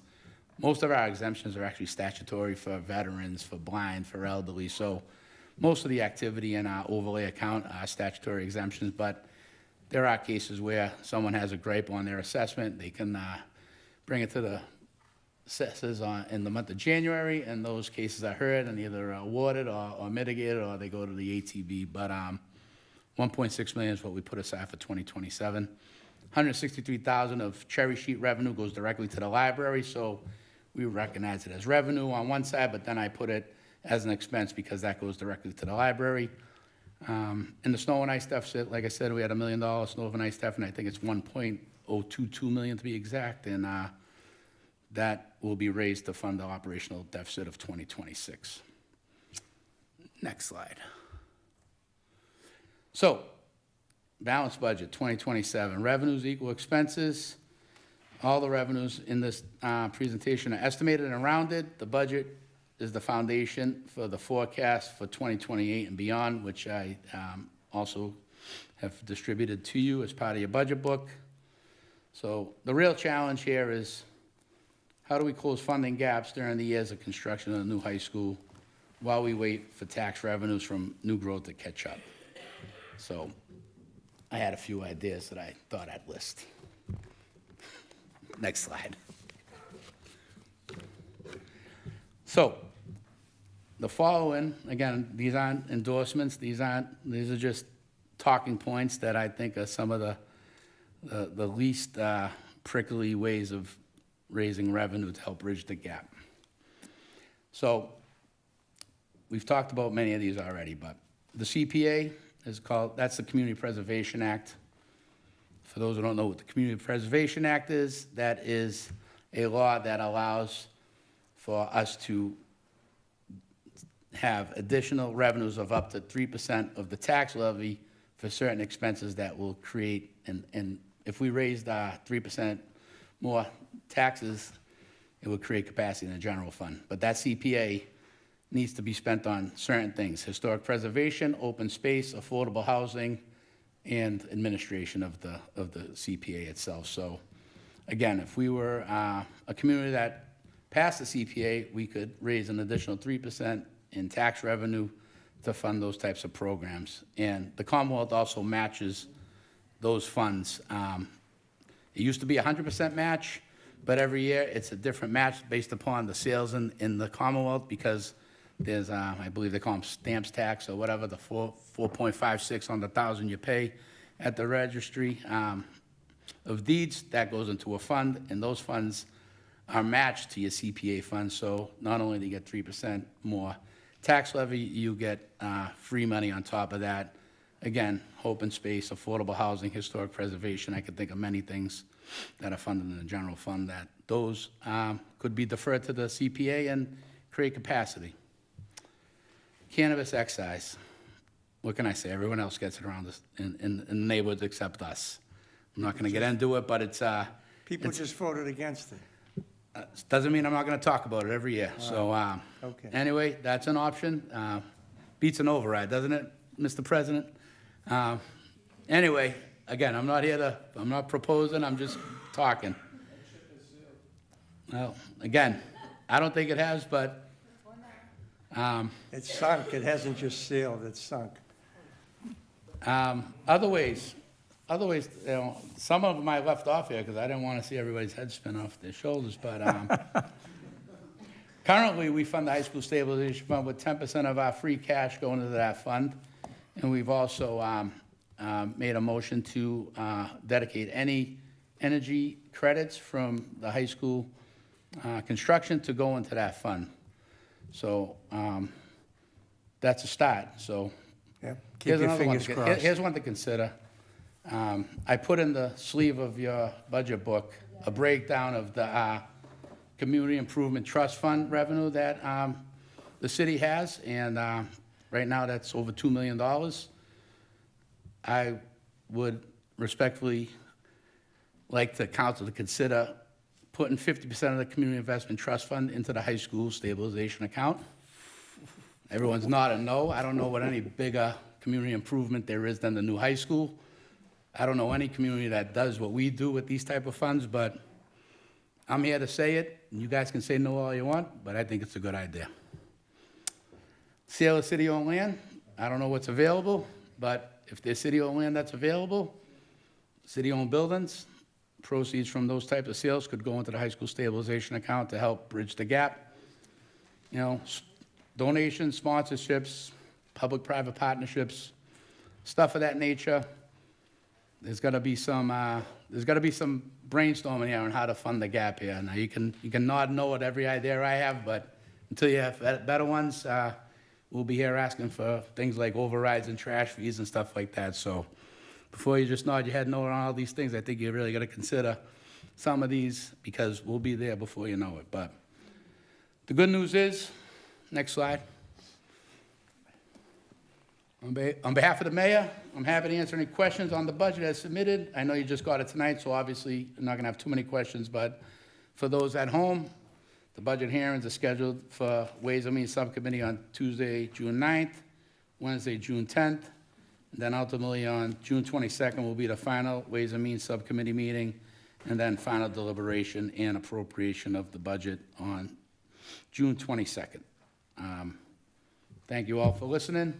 Happy to answer any questions, but otherwise, you. that's my presentation. Thank you Thank very you much. for your presentation. Sorry, Mr. Mayor. We don't have to agree with your suggestions, but thank you for the presentation. You have to appreciate his view, and he comes from a serious financial lens, but I know that he does like to throw everything out at you, so he can always go back and say, we talked about things, and sometimes, obviously, he can talk a little too long, but he's really good at what he does. We know that, and I appreciate him, so. And I appreciate some of his honesty, but we make collective decisions together as a community, certainly as a legislative body, and the mayor's office, we have a good relationship. So we put together, as you saw, we put forth a really good budget for 2027. It shows our fiscal responsibility and restraint over the years to come, but without any detractor from taking care of our community. We're increasing our police department, we're increasing our fire department, we're paving more streets, we're taking more of us care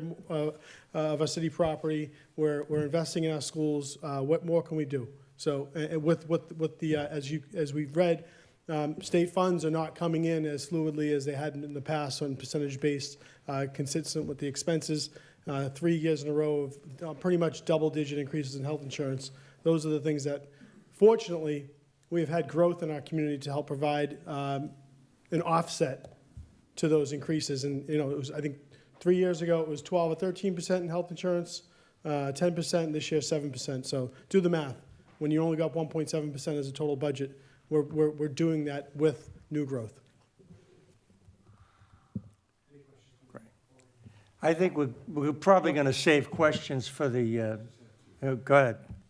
Councilor Cogliandro. Thank you, Mr. President. One's more of a comment. If you want half of my CIT, I want full control over the other half of where we spend it. That's my deal.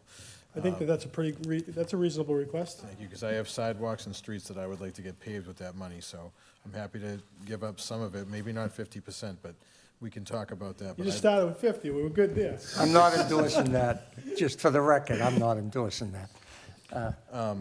I'm willing to help with that. So is this a question, I'm looking at this year, this new budget, I can't seem to find the section where it says fixed costs, because I can see, it says, the old budget says DPW, Human Resources, Cultural and Recreational Departments. Then under that says fixed costs, there's debt service, employee benefits, retirement. Where is that in this one? Because it ends where it should be. Fixed costs would be, the debt service is the 700 series. So if the order of the budgets are numerical, like the 100 series is general government, and 200, 300, 600 is recreation and culture, and then 700 series should be right after the recreation budget will be your debt service. That's the first part of fixed costs. And then the 900 series would be your health insurance and your retirement pension obligation. Thank you. I can point it out to you in more detail, but it falls under those three categories, the 700 series and the 900 series. Thank you, Richard. You're welcome. Councilor Guarino Sawaya, quickly, so we can move on, because we're gonna spend time on the budget. I agree with Councilor Cogliandro. I'm not giving up my CIT funds. I am saving Freeman Street Fire Station with my money.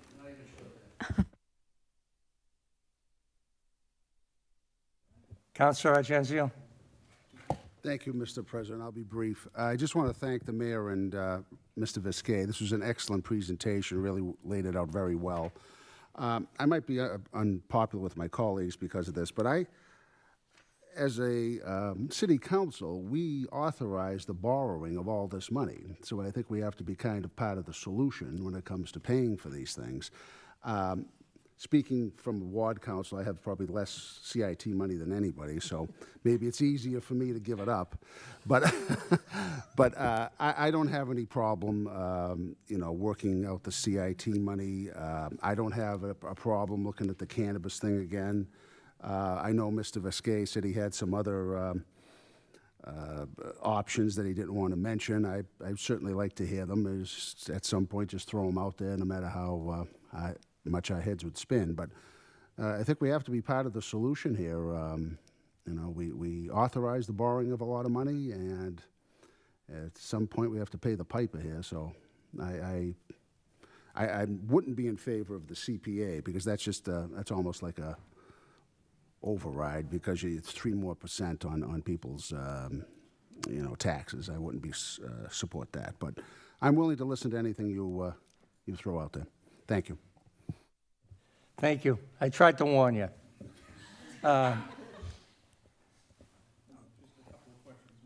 Do it quickly. We're going to be doing this in the budget hearings, but go ahead.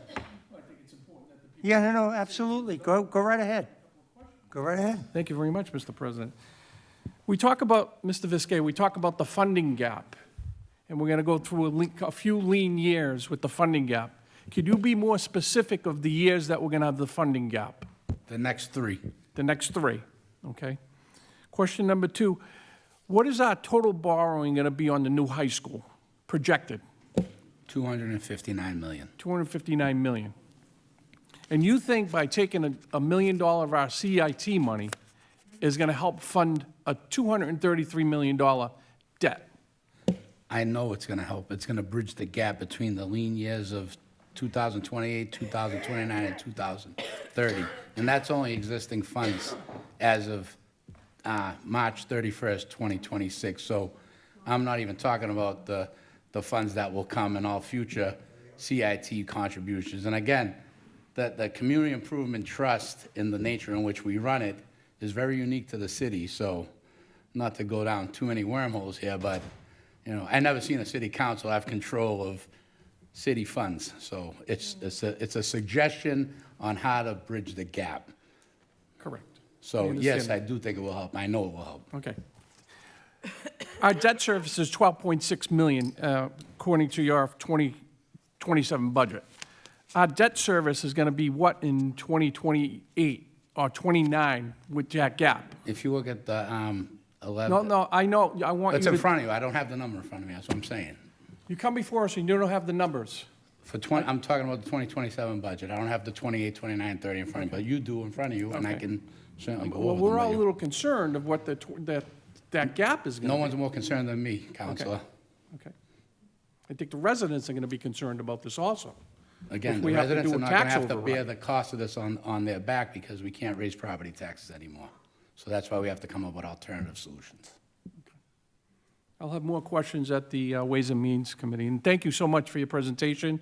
I know you put a lot of hard work into it and great effort. It was a great presentation, and I thank you very much. You and the mayor, thank you. You're Thank you, welcome. For Council. sure. Council Kelly. Thank you. Thank you for the presentation, both of you. It was a great presentation. I appreciate it very much. I think it was very clear. I have just two questions. The first one is, when does the big jump in that debt schedule happen for the high school? Right now, we're at $3 million. When does that, I know it increases, so, It's going to increase every year till 2031. but isn't there one year that it really jumps, or? Yeah, it's all in the document that I gave you. Hold on, I'll read it to you. Let me just grab my forecast. Okay. Sorry.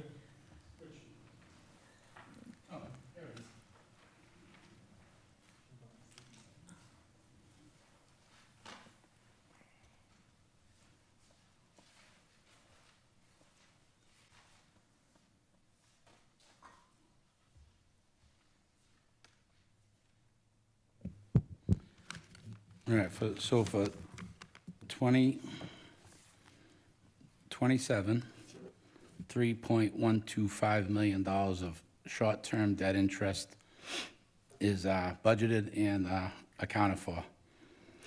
In 2028, it's estimated that that short-term debt service will go up to $6.1 million. 2029, we're estimating that we will borrow permanently $75 million at a cost of $4.6 million in 2029, along with short-term debt of $5.9 million. And that'll also start to begin bringing on the debt from the McMacken Field. So in 2029, we're going to go from $6 million to approximately $15 million. So that's probably your biggest spike from 2028 to 2029. Okay, thank And you. then if you look on the forecast that I gave you on this, Yep. you can see the projected debt service for both, for all three, the McKinley, the McMacken, and the high school. And the high Okay. school is broken up into 5 lines as we kind of progress through the iterations of construction. Okay, and just one more point, because I know we want to wrap up. A lot of this, I think you stated in your presentation, you're relying on future growth to bridge this gap, to fund. Well, the city is, but The yes. city is, right? So is that growth that's already in the pipeline at the present time, or is that growth that you're projecting that will come in, or Well, both? every year that goes out further and further, it's more and more speculative. But yes, it's all stuff that we would consider in the pipeline. Because A lot of it is, generates from the 20-year plan Because from HYM.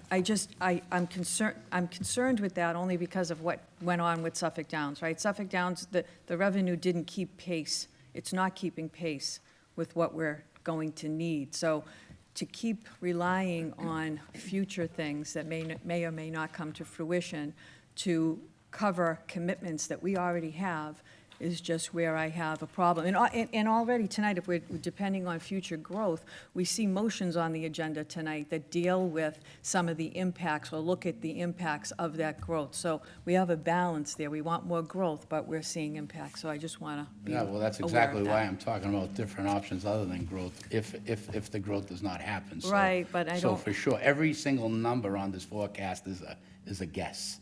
So I'm worried about growth, I'm worried about the police budget, I'm worried about snow and ice, I'm worried about the school budget, I'm worried about transportation, I'm worried about it all. It's very unique in the cities where we spend $322 million before $1 even comes in. So the whole idea of this is risky, and, you know, I think that I have a pretty good handle on kind of calling out the highs and the lows and giving a responsible budget, but there are some gaps coming down the road that are inevitable that we need to talk about. But mostly everything that's talked about that has to do with anything with new revenue comes with the shaking head and no way. But if we don't do nothing, Well, we're gonna have some issues. The CPA would need to be voted on, correct?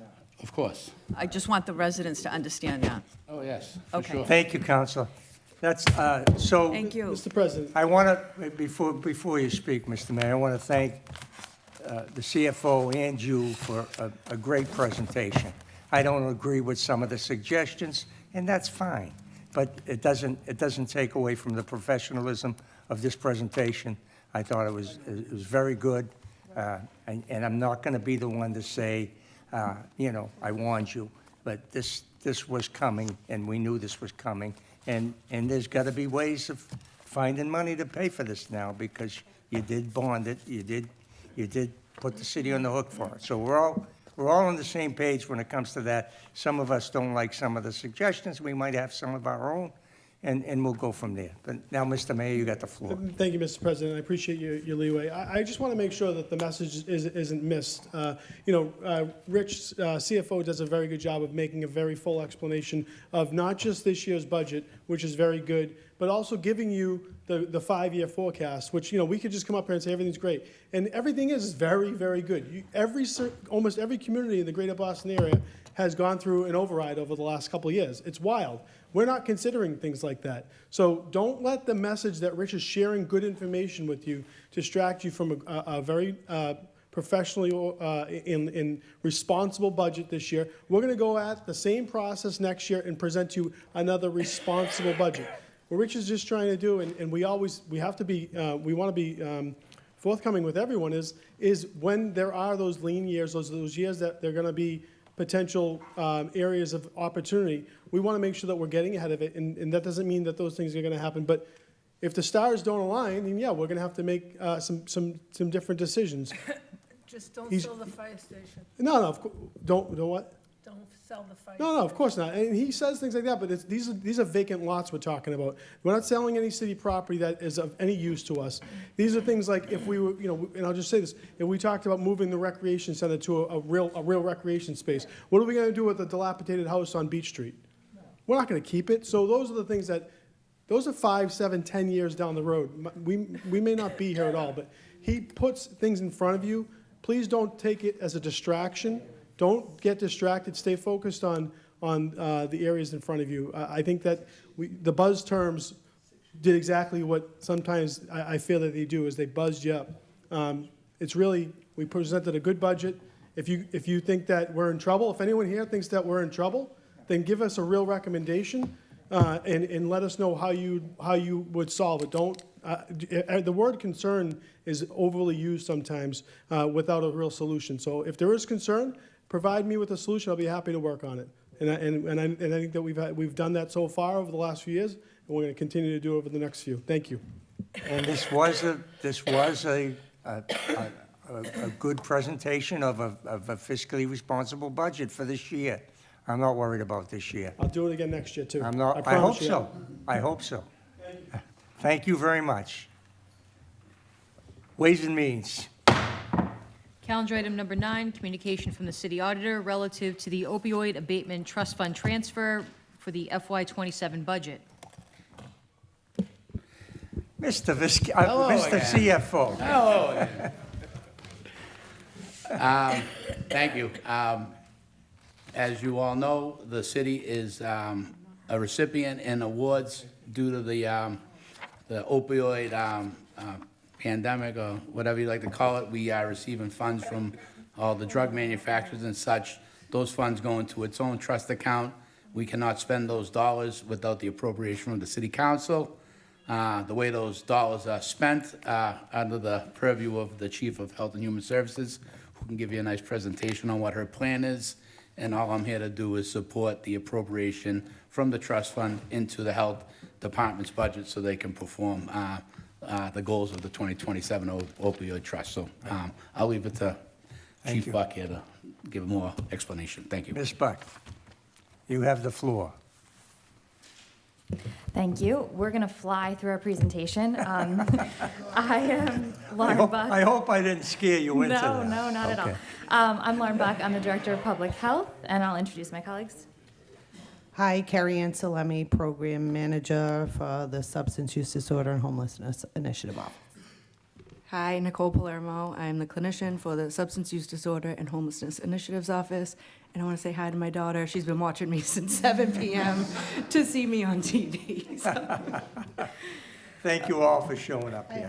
Thank you. Okay, before we start with our PowerPoint presentation, I want to talk to you about 2 data points on the piece of paper that was handed to you before the council meeting. They talk about the picture of opioid overdoses in Revere, and I think they highlight some promising trends. The first one shows the opioid overdose deaths in a bar chart, and it shows it from 2016 until 2024. You can see 2022, 2023, 2024, we've had a decreasing amount of opioid overdose deaths. This data comes from the state's Bureau of Substance Use Initiatives, their bureau. And so we've had a decrease of 10% from 2022 to 2023 and a decrease of 15% from 2023 to 2024.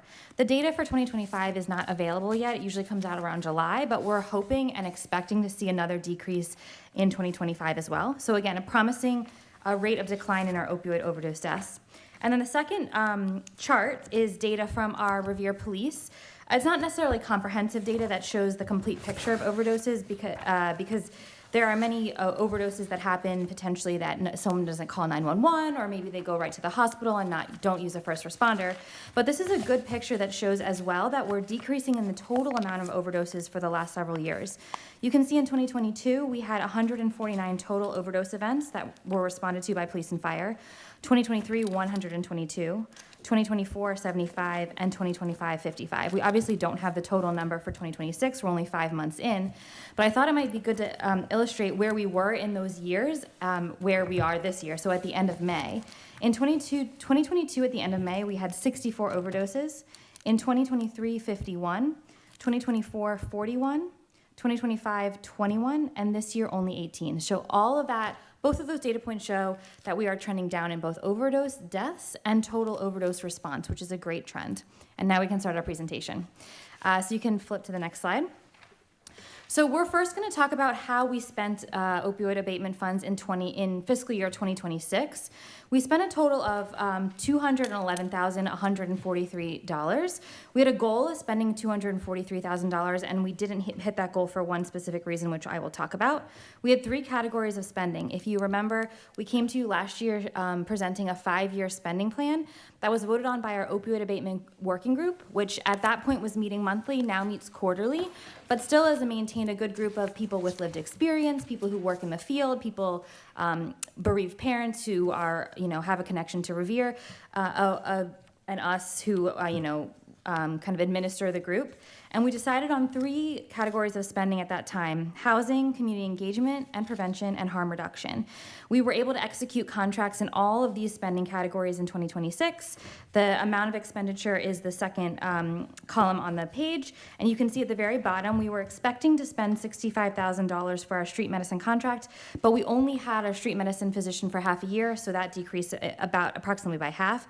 And that's why we had the discrepancy between total amount we wanted to spend and total amount we actually spent. But other than that, we were able to spend all of this money and have our contracts executed in each of these categories. And I will just say, we feel the need to spend this money efficiently and effectively. We have a goal of spending that much money each year because the state has made it clear that this money is not to be, we don't want to sit on it. We want to spend it right now. There's people who are using opioids right now. There are people who need this funding right now. And that's why we feel a sense of urgency in spending. We're doing it responsibly, though, and we have a plan for 5 years. Next slide. And now we're going to talk about the outcomes of the programs that we implemented. So for the first program on the slide, the Sober Home Detox Bed Voucher, it says on your slide 12 people have been placed using the voucher. There's actually 13 to date. And we've spent so far $24,250. Some of the success stories are that we did have a resident that entered into the program. He was laid off at the time of entering into the program with no source of income. With ongoing support and housing stabilization, he was able to obtain full-time employment within his 3 months and is now living independently in his own apartment that he received through Malden Housing Authority. Is this on? Oh. And the next resident that entered the program had no income with significant unmet medical needs. Through coordinated case management, medical care was addressed, employment was secured, and the resident is now working full-time and is consistently paying their rent independently. Then we had one more resident that had repeated calls of service to RPD involved in substance use and mental health concerns. After being sectioned, he was connected to sober living through our program. He has maintained his sobriety and successfully rebuilt relationships with the family members who previously were calling Revere Police for help with him. And he is thriving and doing great. So the next thing is the housing case management, which that kind of coincides with some of the success stories, is that we have had 175 hours of case management, 13 clients, and 110 encounters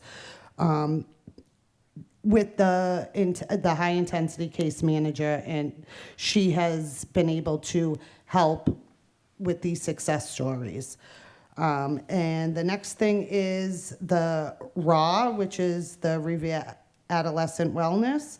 We've had 12 kids that started. We ended with 16 kids. 4 new kids joined. On average, their resilience score went up throughout the course of the program. Next bucket is grief support. We've assisted only 1 family so far and spent $1,395 for grief support. For our business Narcan outreach, 178 businesses in the city have been trained, 298 employees have been trained, and 358 Narcan doses have been given out to those businesses. The next bucket is basic needs. We have spent about $2,964. We have about $5,036 left over. Street medicine, we've had 18 individuals served with 58 encounters. Some of their success stories is one resident engaged with our street medicine team and was connected to appropriate medication support, entered treatment, and is now employed and thriving in recovery. Another resident was connected to medically assisted treatment and psychiatric medication management through our outreach efforts and continues to remain stable and engaged in care. Another resident received a referral to a stimulant use treatment program and was prescribed psychiatric medication and is now stable and working independently, living in his own apartment. So those are just some of the outcomes that demonstrate the importance of low threshold harm reduction, outreach, case management, housing support, and access to medical and behavioral health care services, improving quality of life and reducing strain on emergency response systems within the city of Revere. And I just want to make a note, some of the numbers Carrie Ann mentioned are different from the slide because we've updated the numbers since we put the slide together. Next slide, just a quick reminder that we want to spend approximately 40% of the spend each year on housing, approximately 30% on prevention and community engagement, and approximately 30% on harm reduction. And now we're going to talk to you about what 2027 will look like. All right, so this next year, you can go to the next slide. Thank you. In the housing bucket, we have two kind of programs. So the general housing support, we wanted to make this funding more flexible so it would help people with something other than just sober living specifically. This could help people with like some moving expenses if they're just getting on their feet again and they don't have any furniture because they're coming off of the streets. This would help them with that, getting a moving truck, things like that. There will be another proposal in September, and then the contract would essentially be signed again. For that, we had $48,500 allotted, and then the $32,805 that was unspent from fiscal year '26. So that totals to $81,305.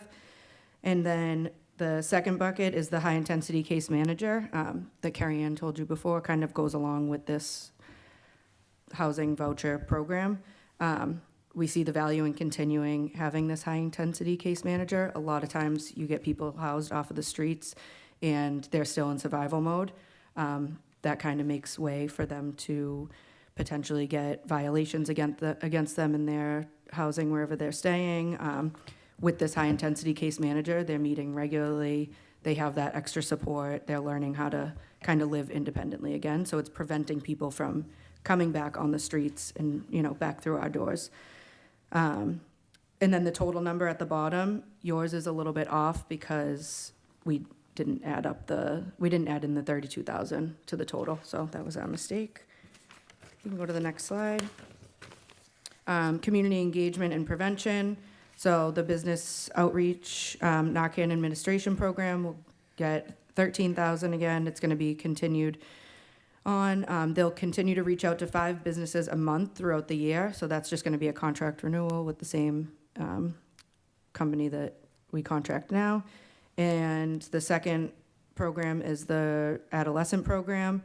That's going to continue to get streamlined. The amount that's going into this program is less than it was last year because last year we got a matching grant. So we matched 50,000 to the grant that we got. So we only have 60,000 this year. So we added an additional 10 from a different bucket. So we could kind of keep the same program running. And you can go to the next slide. And in harm reduction, we have our street medicine program. That's going to be a contract renewal again for $69,000 for the full year this time. So it's more than it was last year because last year it was only for 6 months instead of 12 months. So total our total target for fiscal year '27 is $271,805.27. Any questions? Any councilors? Right here. Council McKenna? This is just, it's not a question. I just want to thank the three of you, especially Carrie Ann. You helped, last year, you helped a Beachmont homeless man who has been in Beachmont all his life, and he was homeless. He was down the park all the time. You helped him get housing. And I heard you were helping another friend of mine that's from Beachmont that's trying to get housing too. He just got out of, he was incarcerated for 3 years, and he's trying to get housing. So thank you. I just want to thank you so much. It means a lot to me, and it's so nice not to see, I'm not going to mention any names, but this man who was constantly down Beachmont Corner, gone, and is surviving. So thank you very much. Anyone else? Well, I want to thank you for the presentation, and I want to thank you for the work you do. It's important work, and you're saving lives, and some of us appreciate it. Thank you. Thank you.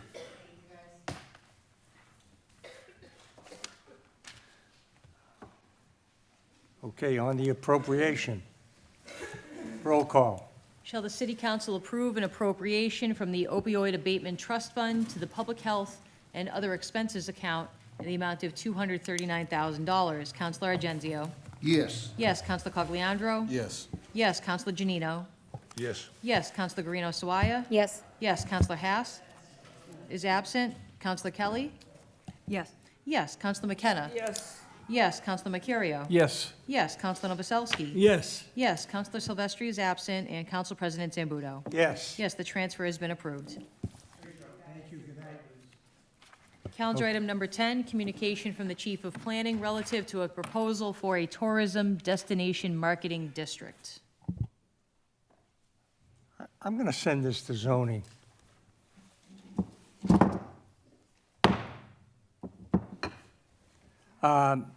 I've asked for suspension of rules. On suspension, all in favor, all opposed? So ordered. Madam Clerk, we're going to take up Council McKenna's, as she's not feeling well.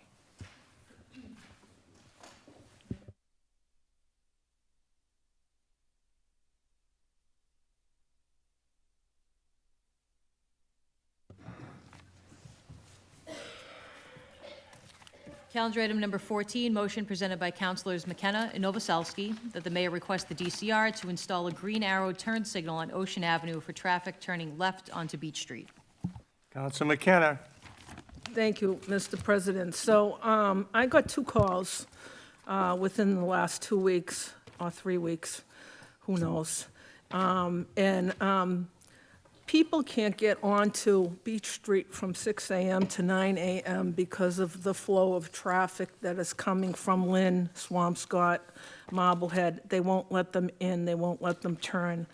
What I'm asking for is an installation of a green arrow, and I think Councilor Novoselsky has an idea too, but that's all I'm asking for. So I have one guy that works on Beach Street, and he's late because he has to wait 3 lights before he can take a left turn.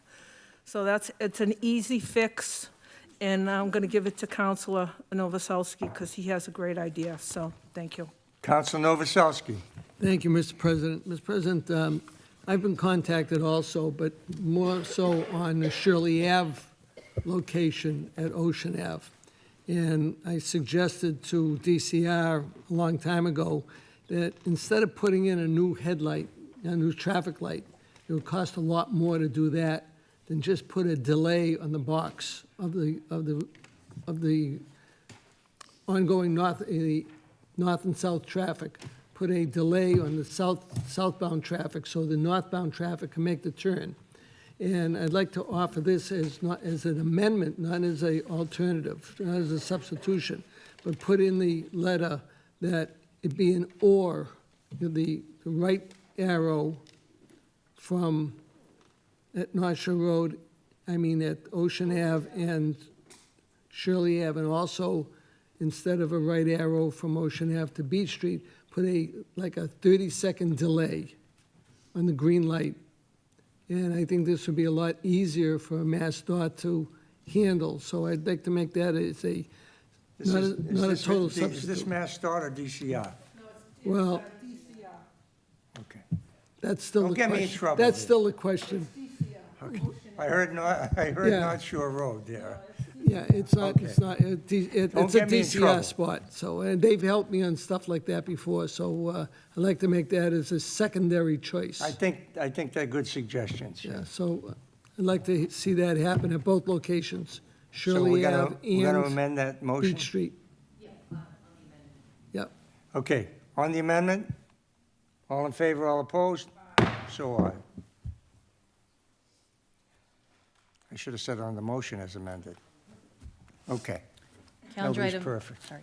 Calendar item number 15, motion presented by Councilors McKenna and Novoselsky that the mayor request the DCR to repair potholes on Ocean Avenue from Shirley Avenue to Beach Street. Counsel McKenna. Thank you, Mr. President. I would like to add Winthrop Parkway also to this. The holes are ridiculous. They're like it's like 6 inches deep. It's ridiculous. I don't know, I don't understand why they're not fixing the potholes. It's June, so it's not January, so I just don't understand it. So I need help from the mayor to contact DCR if he knows someone to fix these potholes. Thank you. Thank you, Counsel. Counsel Novoselsky, you want to add to that? Self-explanatory, Mr. President. Okay, great.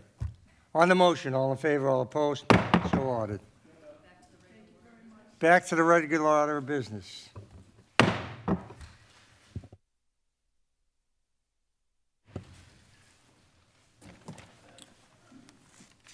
Motions, calendar item number 11, motion presented by Councilor Guarino Sawaya that the City Council respectfully request the Governor, State Police, and Department of Conservation and Recreation to immediately implement a public safety enforcement plan for Revere Beach during the peak summer season. This plan should include increased Mass State Police presence, coordinated EMS and fire coverage, and targeted enforcement at key crowd concentration points, including MBTA stations and adjacent city streets and neighborhoods. Further, that the Commonwealth assume a more active enforcement role on the beach to ensure that public safety responsibilities, emergency response demands, and enforcement burdens are not disproportionately placed on the city's taxpayers during peak seasonal demand.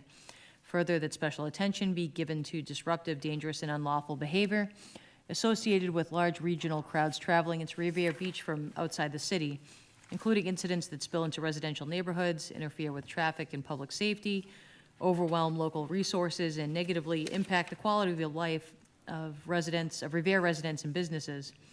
Further, that the city of Revere should not continue to bear an unfair share of the public safety burden and public criticism associated with state-owned destination that requires consistent state-level oversight, visibility, and enforcement from the very beginning of the summer season, not only after serious incidents occur. Further, that a copy of this motion be forwarded to the Governor, the Mass State Police Colonel, the DCR Commissioner, Revere State Delegation, and all appropriate public safety agencies. Finally, that the City Council respectfully urges the Commonwealth to work in full partnership with the city to ensure that residents, visitors, businesses, and public safety personnel are supported throughout the summer with the resources and enforcement presence to maintain a safe and welcoming environment. Counsel Guarino Sawaya. Thank you, Mr. President. I know some of my fellow councils are mad at me because this motion is so long, but it needed to be said. It's a bit long, yes. It is. We have only experienced a few days of summer weather, and already we have had significant public safety incidents on Revere Beach. Both on May 20th and I think it was May 27th, there were serious incidents, including fights and stabbings. Large regional crowds are arriving through public transit and other routes, and with that comes predictable public safety challenges and requires coordinated enforcement, visibility, which is very important. We need visibility and rapid response. Revere is not the problem, but too often we are left to manage the consequences and absorb that criticism. We should not be expected to carry the burden of a statewide destination with local resources while taking the reputational hit for conditions we do not control. Most importantly, we need help. We need the governor and our state partners to provide resources necessary to keep both our visitors and our residents safe. These incidents have the potential, as we have seen in the past, to spill into our neighborhoods, putting residents at risk and creating situations that could have been prevented through proactive enforcement and adequate staffing. Public safety must come first. Any additional assistance from the state level would be greatly appreciated, and I urge our state partners to act now before a preventable situation becomes a tragedy. Thank you. Thanks, councilors. I'm sorry for the long motion. Thank you, Counselor. Anybody else? Counselor Novoselsky. Thank you, Mr. President.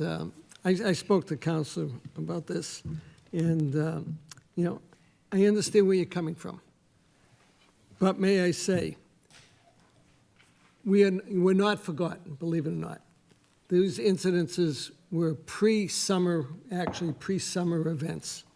And the state police in those incidents had 14 troopers there. And there were at least 10 Revere police officers there. And there were at least a half a dozen MBTA police officers there. There were plenty of police presence, no question about it. And the state police sent their CAT team down, which came from Danvers, to handle this thing. They go everywhere to try and help a city, not only Revere, a city that has a problem on a state roadway or a state reservation. Every year, from back to Representative Kathy Reinstein, we've gotten $300,000 to $400,000 a year designated for Revere Beach for the summer, but that doesn't start until July 1st. You know, I understand where you're coming from. I'm not going to vote against it, but I just want to let you know, this isn't a new thing. You know, you're opening up a black hole here that a lot of people are going to fall into, which I know you want to happen. But you know, I think we have to be careful on who we blame and what has happened and what the responses have been. So that's what I have to say, and good luck. Thank you, Counselor. Anybody else? Counselor Kelly? I support the motion, and I understand the premise and where it's coming from. But I don't know if it should have a little more specificity. I'm thinking that if we keep it vague, we might not get what we want to see from the state. So I don't know if this is going to go to Public Safety Subcommittee, or, I mean, because if we're saying that, you know, we want additional increased Mass State Police presence, does that mean 2? Does that mean 20? Is it supposed to occur every day, only on the weekends, only at nights? Coordinated EMS coverage, what exactly does that mean? More active enforcement role, what does that look like in practice? So I don't know if we should fine tune it to just ask specifically for what we're looking for, or, you know, I'm just putting it out there. So I don't know if it's going to public safety and we can get some more specifics or not. That's it. Thank you. I'm not sure what I was going to do with it, but let's hear from the maker of the motion. Thank Counselor Guarino-Suarez. Councilor Kelly, I am open to any suggestion you may have to Okay, so I specify am it. going to send this to public safety. Thank you.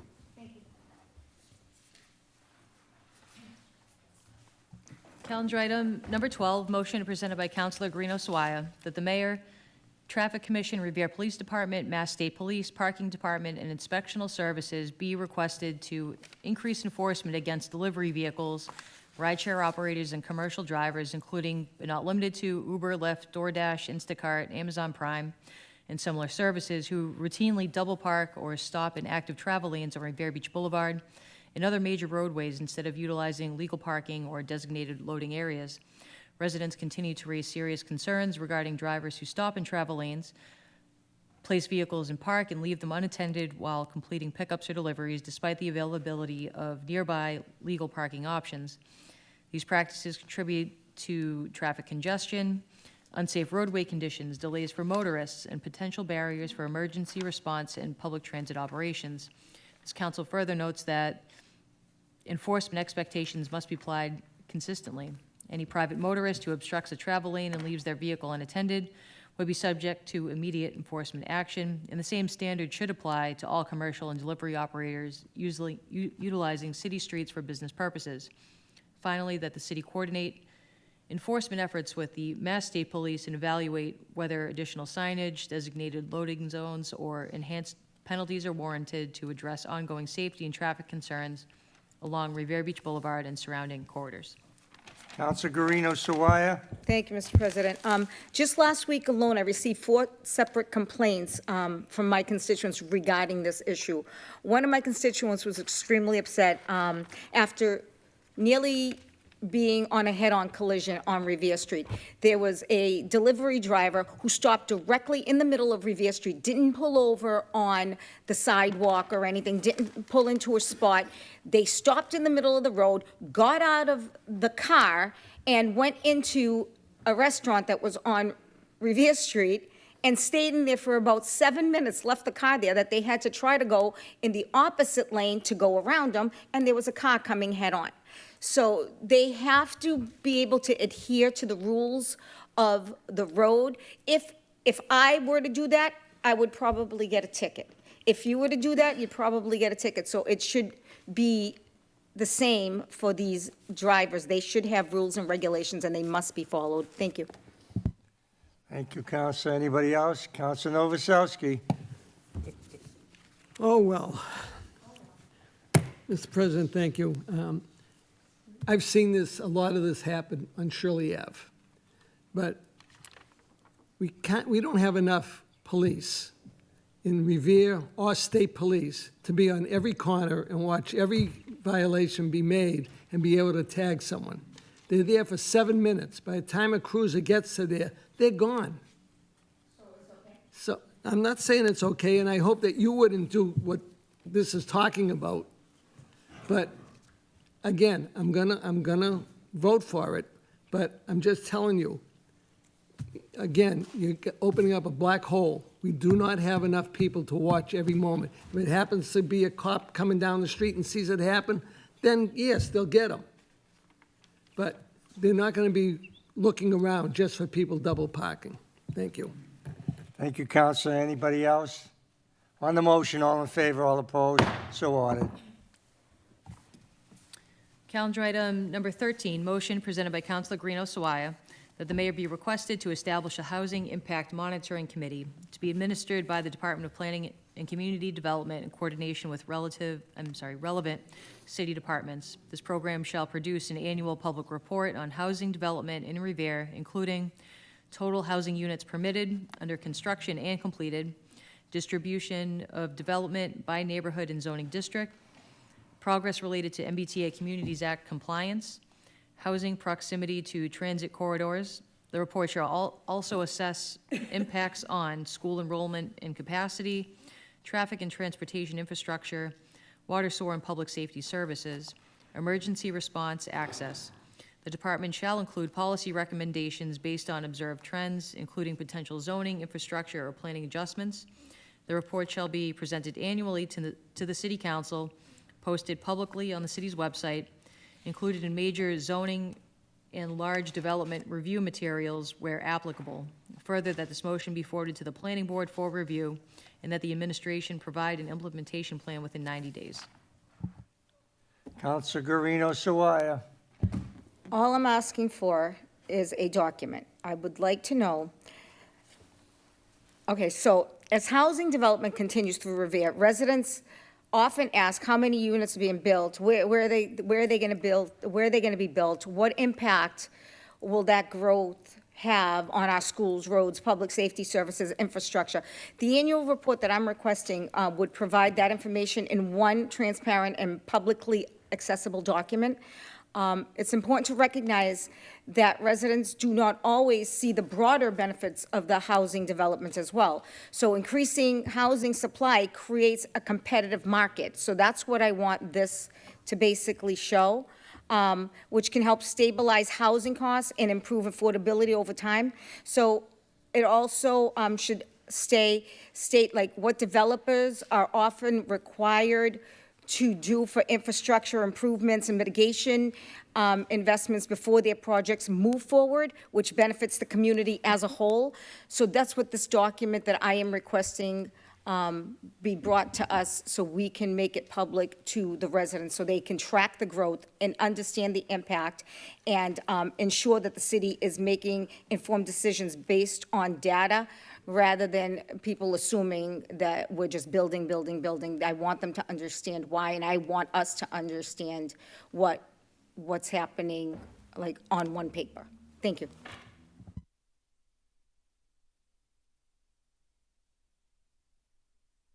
Councilor Kelly. Thank you. So I understand this motion. If I understand it correctly, it'll look at the impact, okay? So I already know that there's impact on these things, but if we need to see this in black and white to help, hit it home or whatever, or to see it in black and white, I'm all for it. But I think we actually need to also include the number of special permit and variance applications, the requests, the allowances, the approvals that we have, because right now, if we just look at this housing and the growth from housing, we're looking at what it can be automatically allowed. So it really should distinguish, this is housing that was automatically allowed under zoning, and it was done by right. And these were developments and proposals that needed special approval, whether through the city council or the ZBA. Because ultimately, if the report shows that we are impacting traffic and infrastructure and school enrollment and water and sewer capacity, we should have that information because it would be a help when we're deliberating on future special permits and we're evaluating them. So I would ask that we amend it to include special permits and variance requests as well. Okay, I think we're going to send this to zoning because this needs a lot more discussion. Zoning.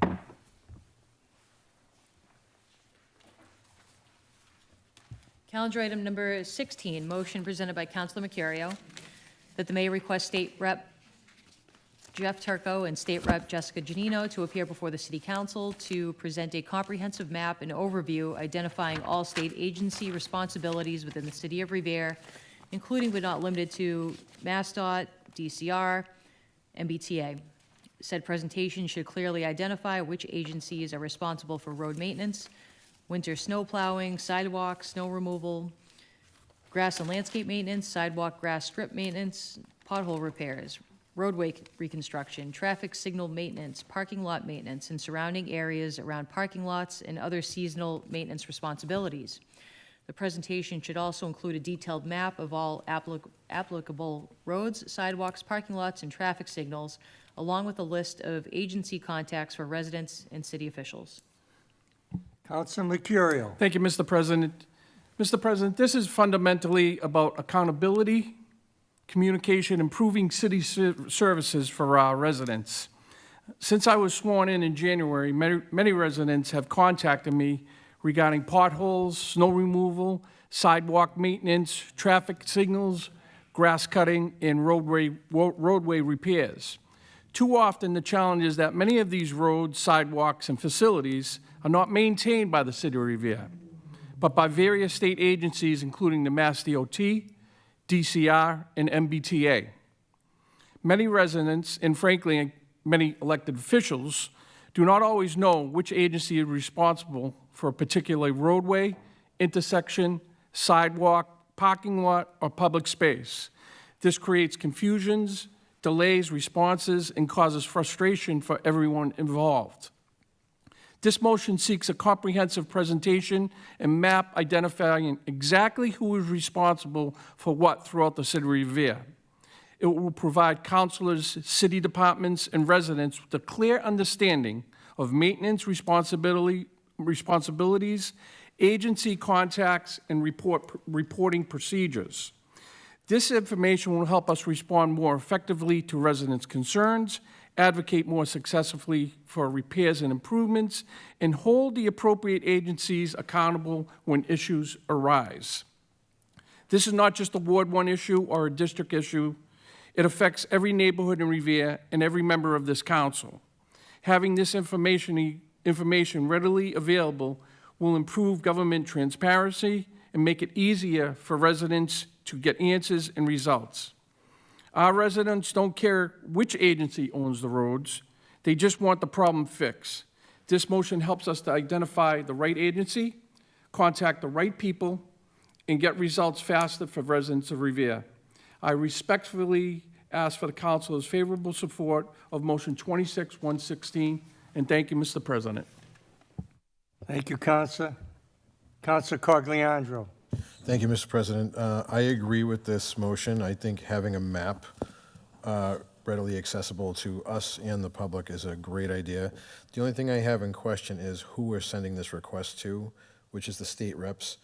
They're the legislative body. I would rather see this go to the, what you mentioned, MassDOT, DCR, and even I bet you the superintendent of public works knows exactly who takes care of what. And I do know in some instances that there are state regulated areas or state-owned areas that the city takes care of because we need to, because we don't want to wait for the state. So I would rather see this go to them because, we're a legislative body. We were sending it to another legislative body. I would rather see the actual agencies themselves do the presentation. I know it's probably a lot harder to get MassDOT up here or in the city in general, but that's just my 2 cents. I'd like to amend it if it's okay with Councilor Mercurio. Thank you. Okay, Counselor Guarino-Sawaya. Thank you, Mr. President. Councilor Mercurio, I absolutely support this motion. This is an amazing motion to put in. It would be a really an invaluable resource for city councilors as well as the residents. I do want to note that I'm not sure the city council should be asking the state reps for it, State Rep Turco or Janino. I agree with Councilor Cogliandro. I'm sure that both of them would step up to the plate and help us, though. And even if this were like a simple document or a map or a contact list that would be forwarded to the council, I think it would be extremely helpful, especially in a ward like mine and yours. I'm often trying to determine which agency to call. Is it state? Is it MassDOT? Is it DCR? Is it the city of Revere? Who's responsible to maintain what? So this would be an amazing asset for me. Thank you for putting it in. Thank you. Counselor Novoselsky. Thank you, Mr. President. It is a great idea. All may I say is between Councilor Zambuto and myself, we've been around so long, we know exactly where these items are already. But I agree, but it shouldn't go to the state reps. It should be the Public Works Superintendent and also our Planning and Development Department. That's where it starts, yeah. To start. I think that you should keep it in Revere because I think they will be able to answer all the questions. Because I've been told by many superintendents that the sidewalks on state roads belong to the state. So, and that's why a lot of them aren't fixed that we know of that are state roads. So those are the 2 departments I think we should send them to. Thank you. Counselor Agenzio. Thank you, Mr. President. I don't know if anyone has tried 311. I know they have an extensive map and listing of state property, DCR property, so when a call goes into them, they automatically route it there.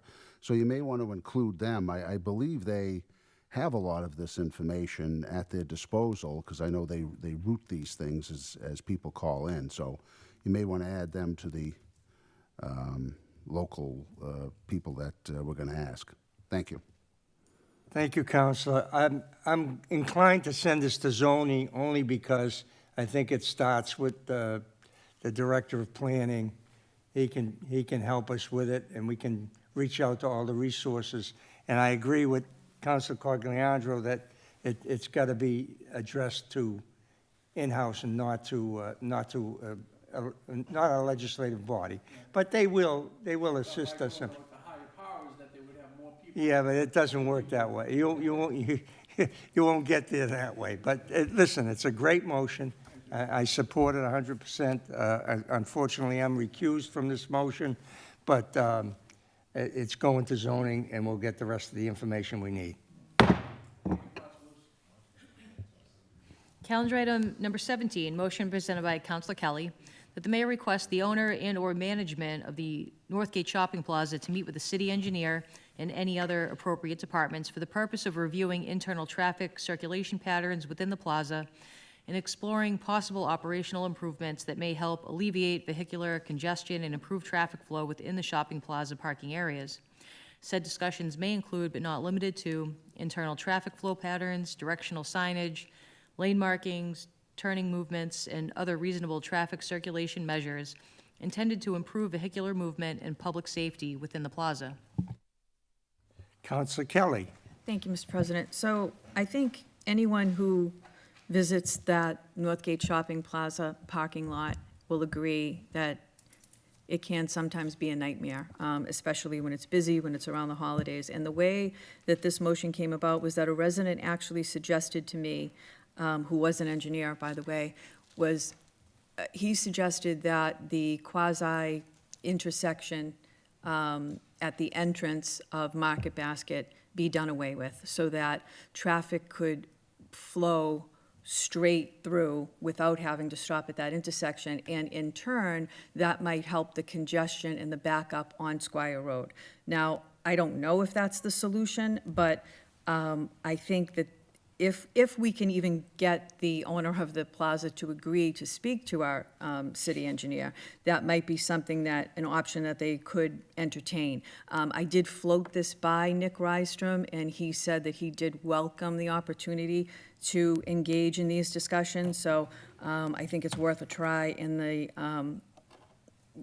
vein of public safety to try to get something done in that parking lot. I'm sure the owner of the plaza wants the patrons there to be safe, so I'm hoping that we can get some cooperation. Thank you.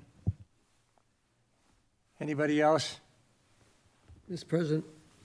Councilor Novoselsky. Can we just make a suggestion, instead of the mayor contacting the manager directly, send it to Nick Rystrom, and let him deal with it, because I think it may, he knows the engineering. The city approved this parking lot. You have 40% more cars coming into it.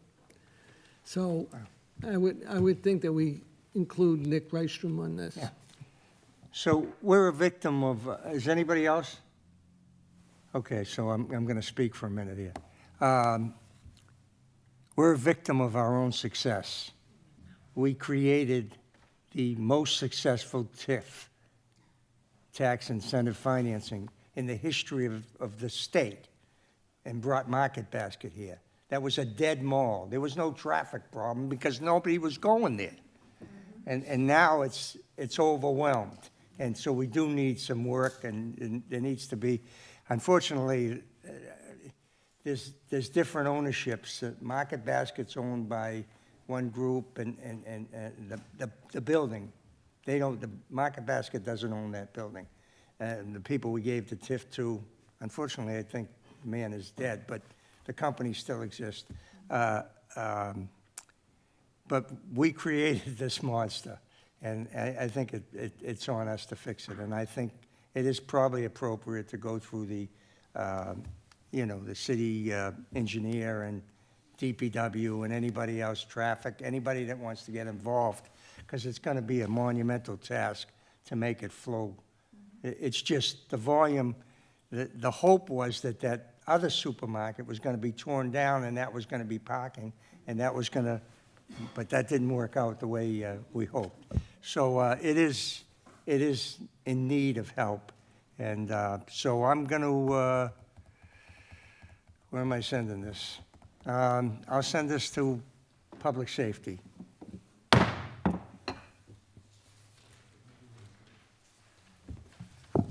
Calendar item number 18, motion presented by Councilor Guarino Sawaya. Pursuant to Rule 46 of the City Council Rules of Order, that the City Council approve the installation of a portrait for Catherine Penn in honor of her being the first woman elected to serve as president of the City Council and first woman elected to represent Ward 2. Counselor Guarino Sawaya.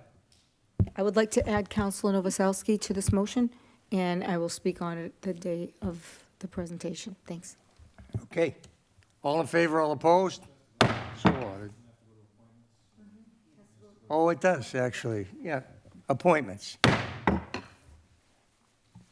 Calendar item number 19, motion presented by Councilor Cogliandro that the mayor request the chief of police to appear before or provide to the city council information regarding existing Massachusetts laws and local enforcement options related to excessively loud motor vehicles, modified exhaust systems, street racing activity, and other vehicle noise disturbances impacting neighborhoods throughout the city of Revere. Further requesting that the administration and police department consider establishing a clear and accessible reporting process for residents experiencing ongoing disturbances from excessively loud vehicles. Who is this? Oh, Counselor Cogliandro. Forgot about me already, Mr. President? It's getting late, I know. How could I forget you?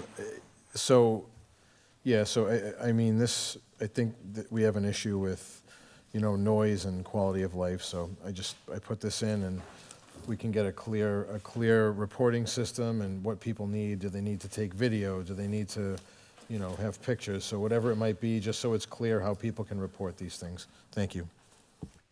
Thank you. Anybody else on this motion? On the motion, all in favor, all opposed? So ordered. Calendar item number 20, motion presented by Councilor Cogliandro that the mayor request the chief of police to increase patrols at the intersection of Adams Street and Mountain Avenue. Counselor Cogliandro. Thank you, Mr. President, for remembering me this time. I just want to give a quick shout out to, I don't know if they want me to say their name, but a resident has been sending me quite a few videos of this intersection. I probably have 24 or 25 over the course of 2 days, people running stop signs. I know I share this intersection with Councilor Argenzio, if you want to be on the motion. Sure. But I'd like to also add Councilor Argenzio to the motion, but it speaks for itself. Thank you. Counselor Argenzio. Thank you, Councilor Cogliandro. Just an update, a while ago, we put in a motion for flashing stop signs. Those have been ordered, and I believe they're going to be, if they're not already delivered, they'll be installed fairly soon, so that'll help out with that. Let's hope it helps, and Okay. if not, we got to ask for enforcement, right? Thank you. On the motion, all in favor, all opposed? So ordered. No further Mr. business. President, point of personal privilege. Counselor Cogliandro has a point of personal privilege. Thank you. I just want to wish all my friends and family that celebrate this month a happy Pride. Thank you very much. Thank you. This city council stands adjourned till June 8th.